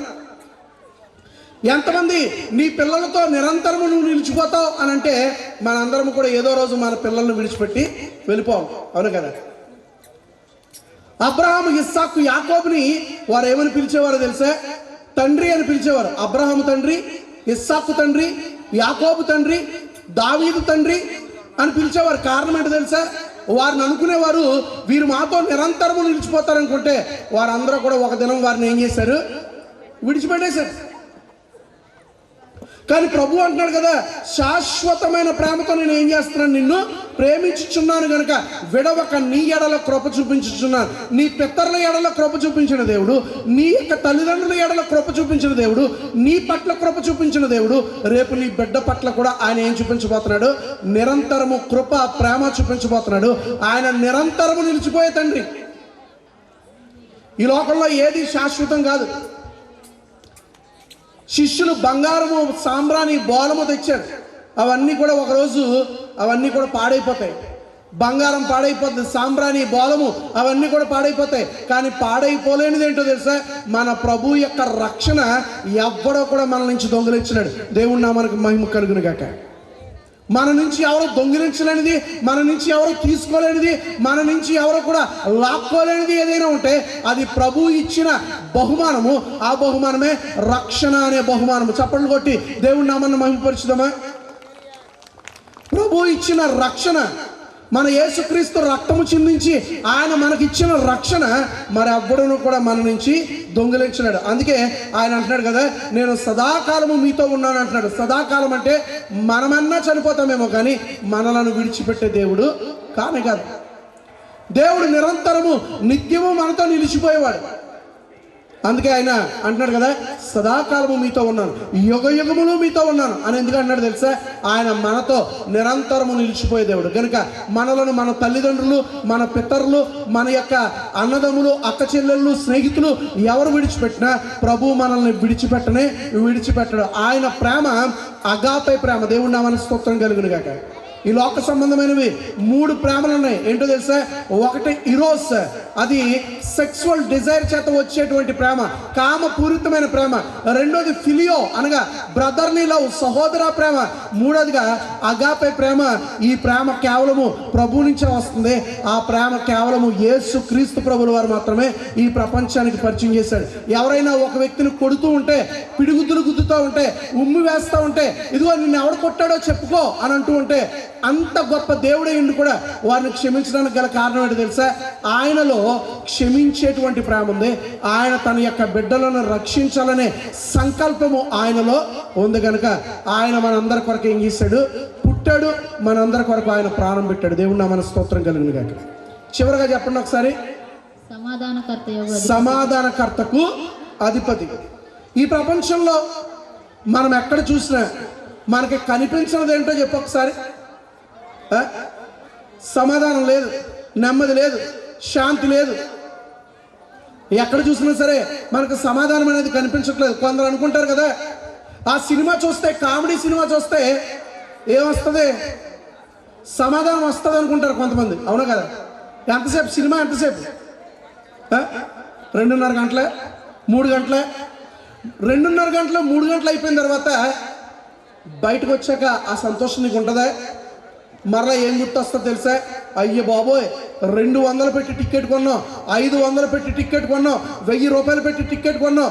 దుఃఖం లోపల బాధ. ఏంటా బాధ? టికెట్ కొన్న బాధ. సినిమా చూసిన సంతోషం ఎంతసేపు ఉండదు. కొంతమందికి భార్య ఫోన్ చేసిందంటే ఎక్కడ లేని భయము, దుఃఖం. ఒక ఆయన వాళ్ళ ఆవిడ ఫోన్ చేస్తే వణికిపోతూ ఉంటాడు. ఏమయ్యా అంటే మా ఇంటికి వచ్చి ఒక పావుగంట ఉన్నారంటే మీరు ఇంక ఈ ప్రపంచంలో నా అంత గొప్పోళ్ళు లేడంటారండి అన్నాడు. ఏమయ్యా అంటే మా భార్య అన్ని సమస్యలు పెడతా ఉంటాం. ఈరోజు ఏది నీకు సంతోషం? జబర్దస్త్ చూస్తే సంతోషమా? కామెడీ స్కిట్ చూస్తే సంతోషమా? ఓయ్ బాబు, ఓయ్ ఓయ్, కామెడీ స్కిట్ చూస్తే సంతోషమా? జబర్దస్త్ చూస్తే సంతోషమా? కామెడీ సినిమా చూస్తే సంతోషమా? ఏది నీకు ఆనందం ఇస్తుంది? కొంతమంది అంటున్నారు కదా, మా లవర్ చుట్టూ మా లవర్ ఇంటి చుట్టూరు తిరిగితే ఏమొస్తుంది అంటాడికి సంతోషం. ఇంకొక అమ్మాయి అంటుంది కదా, నన్ను ప్రేమించే అబ్బాయి మా ఇంటి చుట్టూరు సైకిల్ వేసుకుని అలా తిరుగుతూ ఉంటే నాకేమొచ్చేస్తుంది? సంతోషం, ఆనందం. అలా చుట్టూరు తిరుగుతుంటే వీడికి ఏం కలుగుతుందంటే సంతోషం కలుగుతున్నాడు. అందుకే ఒక పాట ఉంది కదా, హృదయం ఎక్కడుంది, హృదయం ఎక్కడుంది చెప్పండి ఒకసారి. దాని చుట్టూరు తిరిగేస్తుందంటే వీడి హృదయం. అరే రేపు పెళ్లి చేసుకున్నాక దెమ్మ తిరిగిపోతుంది. రేపు పెళ్లి చేసుకున్నాక ఎందుకు దీన్ని పెళ్లి చేసుకున్నాను రా నువ్వు దుఃఖపడే రోజులు వచ్చినప్పుడు అప్పుడు ఏమైపోద్ది నీ సంతోషం? కొంతమంది నా ప్రేయస్ దగ్గర ఉంది సంతోషం, నా ప్రియుడి దగ్గర ఉంది సంతోషం, సినిమాలో ఉంది, సీరియల్లో ఉంది, లేకపోతే కామెడీ స్కిట్లో ఉంది, అక్కడ ఉంది ఇక్కడ ఉంది అనుకుంటున్నారు. కానీ నిజమైన సంతోషం ఎక్కడుందో తెలుసా? మన ప్రభు దగ్గర నిజమైన సమాధానము, సంతోషం ఉంది. అందుకే హీబ్రూలో ఆయన ఇక్కడ ఏమని పిలిచారు తెలుసా? ఏదైతే సమాధానకర్తకు అధిపతి అని మనం ఇక్కడ తెలుగులో చదువుకున్నామో దాన్ని హీబ్రూలో సర్ షాలోమ్ అన్నారు. షాలోమ్ అంటే ఏంటి చెప్పండి ఒకసారి. షాలోమ్ అంటే సమాధానం. సర్ షాలోమ్ అంటే సమాధానకర్తకు అధిపతి అని ఆయనకు బిరుదిచ్చారు. అక్కడ ఈ ప్రపంచంలో సర్ షాలోమ్ అనే పదము ఒకే ఒక్కసారి ఒకే ఒక్క వ్యక్తికి ఒకే ఒక్క సందర్భంలో ఉపయోగించారు. అదే మన ప్రభువైన యేసుక్రీస్తు. దేవుని నామానికి స్తోత్రం కలిగిన గాక. కారణం ఏంటో తెలుసా? ఆయన తప్పితే మనకు సమాధానం ఇవ్వగలిగిన వాడు మరెవ్వరూ లేరు. అట్టి సమాధానము ఇచ్చేటువంటి ప్రభువుని కలిగి ఉన్న మనందరము ధన్యులము. ఈ 5 లక్షణాలు ఎవరిలో అయితే ఉంటాయో వారందరూ కూడా దేవుళ్ళుగా పిలువబడడానికి అర్హులే. కానీ నేను పరిశీలించిన తర్వాత, అన్ని గ్రంథాలు పరిశీలించిన తర్వాత ఒకే ఒక్క మాట చెప్తున్నాను. ఈ 5 లక్షణాలు కలిగిన ఒకే ఒక్క ప్రభువు మన ప్రభువైన యేసుక్రీస్తు. బిగ్గరగా చప్పట్లు కొడుతూ దేవుని నామాన్ని మహిమపరుచుదాం. ప్రభువైన యేసుక్రీస్తుకు తప్ప మరెవ్వరికి కూడా ఈ 5 బిరుదులు కలగవు. ఆశ్చర్యకరుడు ఆయనే, ఆలోచనకర్త ఆయనే, బలవంతుడైన దేవుడు ఆయనే, సమాధానకర్తకు అధిపతి ఆయనే, నిత్యుడగు తండ్రి ఆయనే. అట్టి ప్రభువును కలిగి ఉన్న మనం అందరము ధన్యులము. ఆయన ఇచ్చిన రక్షణ మనకిని, మన కుటుంబాలకి, మన సంఘానికి కలుగును గాక. ఆమేన్. మరొకసారి నన్ను ఆహ్వానించిన జంగం యాకోబు గారికి ప్రభు పేరట ప్రత్యేక వందనాలు. ఈ సమయంలో ఇప్పటి వరకు చక్కటి వర్తమానాన్ని, వేదాంతపరమైన వర్తమానాన్ని విన్నాము. ఎన్నో సత్యాలను మీకు తెలియపరిచారు. ఆర్కెస్ట్రా వారు రండి త్వరగా. ఎన్నో సత్యాలను మీకు తెలియపరిచారు. క్రైస్తవ విశ్వాసము వాస్తవానికి అపనమ్మకము వైపు, వాటి వైపు వెళుతూ ఉన్నది నేటి ప్రపంచం. అందుకనే క్రైస్తవులను చులకనగా మాట్లాడటం, దేవుని నామము అవమానపరచటము. కాబట్టి వాక్యము తట్టు, వాక్యము వైపు మన హృదయం వెళ్ళాలి. కానీ స్వస్థతలు, భాషలు, లేనిపోని అవమానకరమైన కార్యముల వైపు మనము వెళ్ళకూడదు. ఇప్పుడు మీకు ఎన్ని పాటలు ఉన్నావో సిద్ధపరచుకోండి. మీ బిడ్డలను క్యాండిల్స్ అందజేయబడుతుంది. యవన బిడ్డలు కేకు తీసుకొచ్చారు. ఆ కేకును కూడా లోపల టేబుల్ ఉన్నది, ఆ టేబుల్ తీసుకురండి. కేక్ కటింగ్ అనంతరం సేవకునికి సన్మానము, అనంతరము ఈ పాటలు స్కిట్టు అయిపోయిన తర్వాత ముగింపు ప్రార్థన ఉంటుంది. ఈ విషయాన్ని గమనించండి. త్వరగా తీసుకురండి అయ్యా. ఆ సంఘ పెద్దలు వస్తే ఈ క్యాండిల్స్ అందరికీ ఇవ్వాలి. క్యాండిల్స్ ఇచ్చేయండి అయ్యా. ఇవి ఎక్కడ ఉండవి.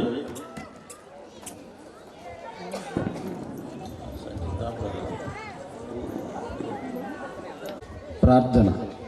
పరిశుద్ధుడా, మహోన్నతుడా, జీవాధిపతి అయిన యేసుని వందనాలు చెల్లిస్తున్నాం ప్రభా. ఈ సెమీ క్రిస్మస్ కార్యక్రమంలో ప్రభా తండ్రి దైవజన్ నిలబెట్టుకొని శ్రేష్టమైన ప్రభా తండ్రి దేవునికి ఉండవలసిన లక్షణాలు మీరు మాట్లాడిన విధముగా నీకు వందనాలు. మీరు ప్రభా తండ్రి మా యొక్క ప్రభా తండ్రి ఆశ్చర్యకరుడు, ఆలోచనకర్త, బలవంతుడైన దేవుడు ప్రభా తండ్రి, నిత్యుడగు తండ్రిగా ప్రభా తండ్రి, ఇదిగో ప్రభా సమాధానానికి ప్రభా రాజుగా ఉన్నారని మాట్లాడిన అద్భుతమైన గుణాలను బట్టి ప్రభు నీ శుద్ధిస్తున్నాం తండ్రి. ప్రత్యేక ప్రభా ఈ యొక్క కార్యక్రమం కొరకు తండ్రి బిడ్డలందరూ కూడా నాయన గుప్పులు నిప్పి ప్రభా తండ్రి అయ్యా ఇదిగో నాయన వారు ఇచ్చిన ప్రతి దానిలో నుంచి నిరంతర ఆశీర్వాదం ప్రతి కుటుంబం పొందుకోవడానికి సహాయం దయచేయమని అడుగుతున్నాం ప్రభా. ప్రత్యేకంగా తండ్రి వాక్యం చెప్పిన దైవజనుల ప్రభా, ఇంకా తండ్రి క్రైస్తత్వం కొరకు ప్రభా తండ్రి ఈ యొక్క భారతదేశంలో మీరు వాడుకోమని అడుగుతున్నాం ప్రభా. మీ జ్ఞాన వివేకాత్మతో మేము నింపమని అడుగుతున్నాం. ముందు జరగబోయే ప్రతి కార్యక్రమం కూడా ప్రభా నీకు మహిమార్థంగా జరగడానికి సహాయం దయచేయమని నజరేయుడైన యేసుక్రీస్తు వారి నామములో ప్రార్థిస్తున్నాం తండ్రి. ఆమేన్.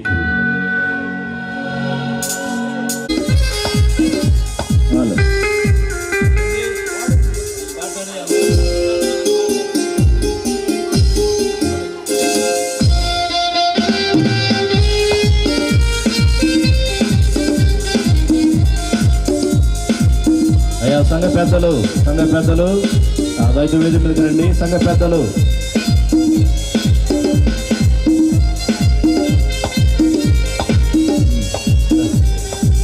చిన్న ప్రార్థన చేద్దాం. ప్రార్థన చేసిన తర్వాత ఈ క్యాలెండర్ సార్ అయ్యా సంఘ పెద్దలు వచ్చారా?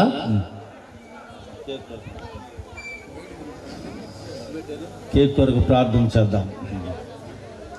పరిశుద్ధుడు అయిన దేవా, ప్రేమ గల తండ్రి, నీ ప్రశస్త నామునకై వందనములు స్తోత్రం చెల్లిస్తున్నాం. ఈ రాత్రి వేళలో తండ్రి సెమీ క్రిస్మస్ యొక్క పండుగ సందర్భాన కేక్ కట్ చేస్తుండగా తండ్రి ఈ కేకు ఒక రొట్టెగా మార్చబడిన ఈ కేకును నీ శరీరంగా మీరు మార్చి, ఇది నా శరీరము, మీరు తీసుకుని తినుడని మీరు సెలవిచ్చావు నాయన. మీ స్తోత్రం చెల్లిస్తున్నాం. అలా ఉండేని ప్రభుని శరీరంగా మార్చి తినుచున్న బిడ్డలకు శక్తిని బలమును దయచేసి మీ సేవ కొరకు వాడుకున్నామని ప్రార్థన చేస్తున్నాం. మా కొరకు చీల్చబడిన రొట్టెవై ఉన్నావు నాయన. చీల్చబడిన తండ్రి శరీరముగా ఆయన మా కొరకు మార్చి మీరు పంచిపెట్టమని ప్రార్థన చేస్తూ ఈ సంతోష్ క్రిస్మస్ దీవెన ఆశీర్వాదములు మెండుగా దండికి మీరు అనుగ్రహించి ఈ సంఘాన్ని, గ్రామాన్ని మీరు దీవించి ఆస్వాదించమని తండ్రి కుమార పరిశుద్ధాత్మనామలు అభిషేకిస్తూ యేసుక్రీస్తు నామమున వేడుకొని ప్రార్థన చేస్తున్నాము తండ్రి. ఆమేన్. ఆమేన్.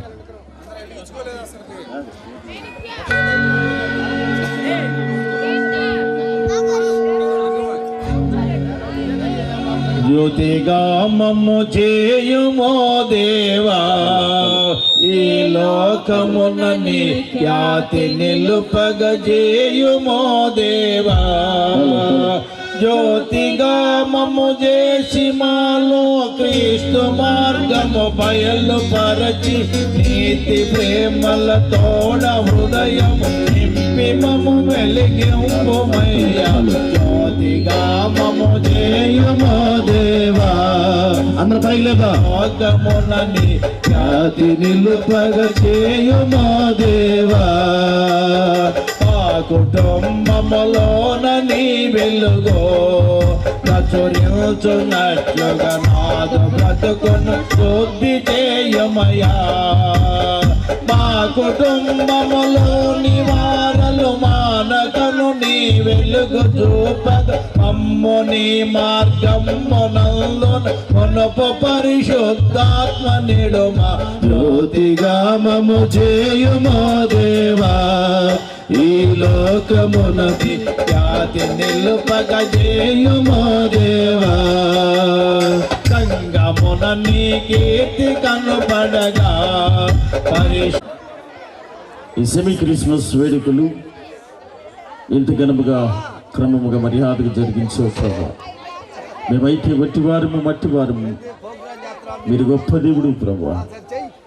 మాకు సహాయకుడిగా ఉండి మమ్మల్ని నడిపించి ఎంతోమంది తండ్రి యవన బిడ్డలు ఉదయం నుండి ఆహారమును కూడా తీసుకోనకుండా శ్రమించి కష్టించి ప్రభా ఈ కార్యక్రమాన్ని విజయవంతం చేయటానికి వారు చేసిన కృషి ఎంతో గొప్పది ప్రభా. ఆ బిడ్డలు చేయించున్న పని పాటలను ఆశీర్వదించండి, బలపరచండి. వారి ప్రయాణాల్లో కూడా మీరు తోడుండండి ప్రభా. అదేవిధంగా తండ్రి సహకరించిన యవన బిడ్డలు స్త్రీలు ప్రభా, వారు కూడా ఉదయకాలం నుండి తండ్రి ఇందాకటి వరకు వారు కూడా సహకరిస్తూనే ఉన్నారు. పని పాటలన్నిటిలో సహాయపడ్డారు ప్రభా. ఆ బిడ్డలను కూడా జ్ఞాపకం చేసుకోనండి. వారి కష్టానికి తగిన ప్రతిఫలమును మీరు అనుగ్రహించండి ప్రభా. ఈ సెమీ క్రిస్మస్ కొరకు ఆర్థికంగా సహకరించిన ప్రతి కుటుంబము, విప్పిన ప్రతి గొప్పిలని మీరు దీవించండి. కేకును తీసుకొచ్చిన యవన బిడ్డలు ప్రభా, స్కిట్లు పాటలు నేర్పించినటువంటి స్త్రీలు యవన బిడ్డలు ప్రభా, సండే స్కూల్ టీచర్స్, వీరందరిని బట్టి కూడా ప్రార్థిస్తున్నా ప్రభా. తండ్రి ఈ కార్యక్రమం జరగటానికి ముందుండి నడిపిస్తూ ప్రోత్సహించినటువంటి సంఘ పెద్దలను బట్టి కూడా ప్రార్థిస్తూ ఉన్నామయ్యా. వారిని దీవించండి, వారి కుటుంబాలను దీవించండి, వారి పని పాటలను కూడా మీరు దీవించండి తండ్రి. సహకరించిన యంత్రములు, యంత్ర శబ్దములను బట్టి ప్రార్థిస్తున్నా ప్రభా.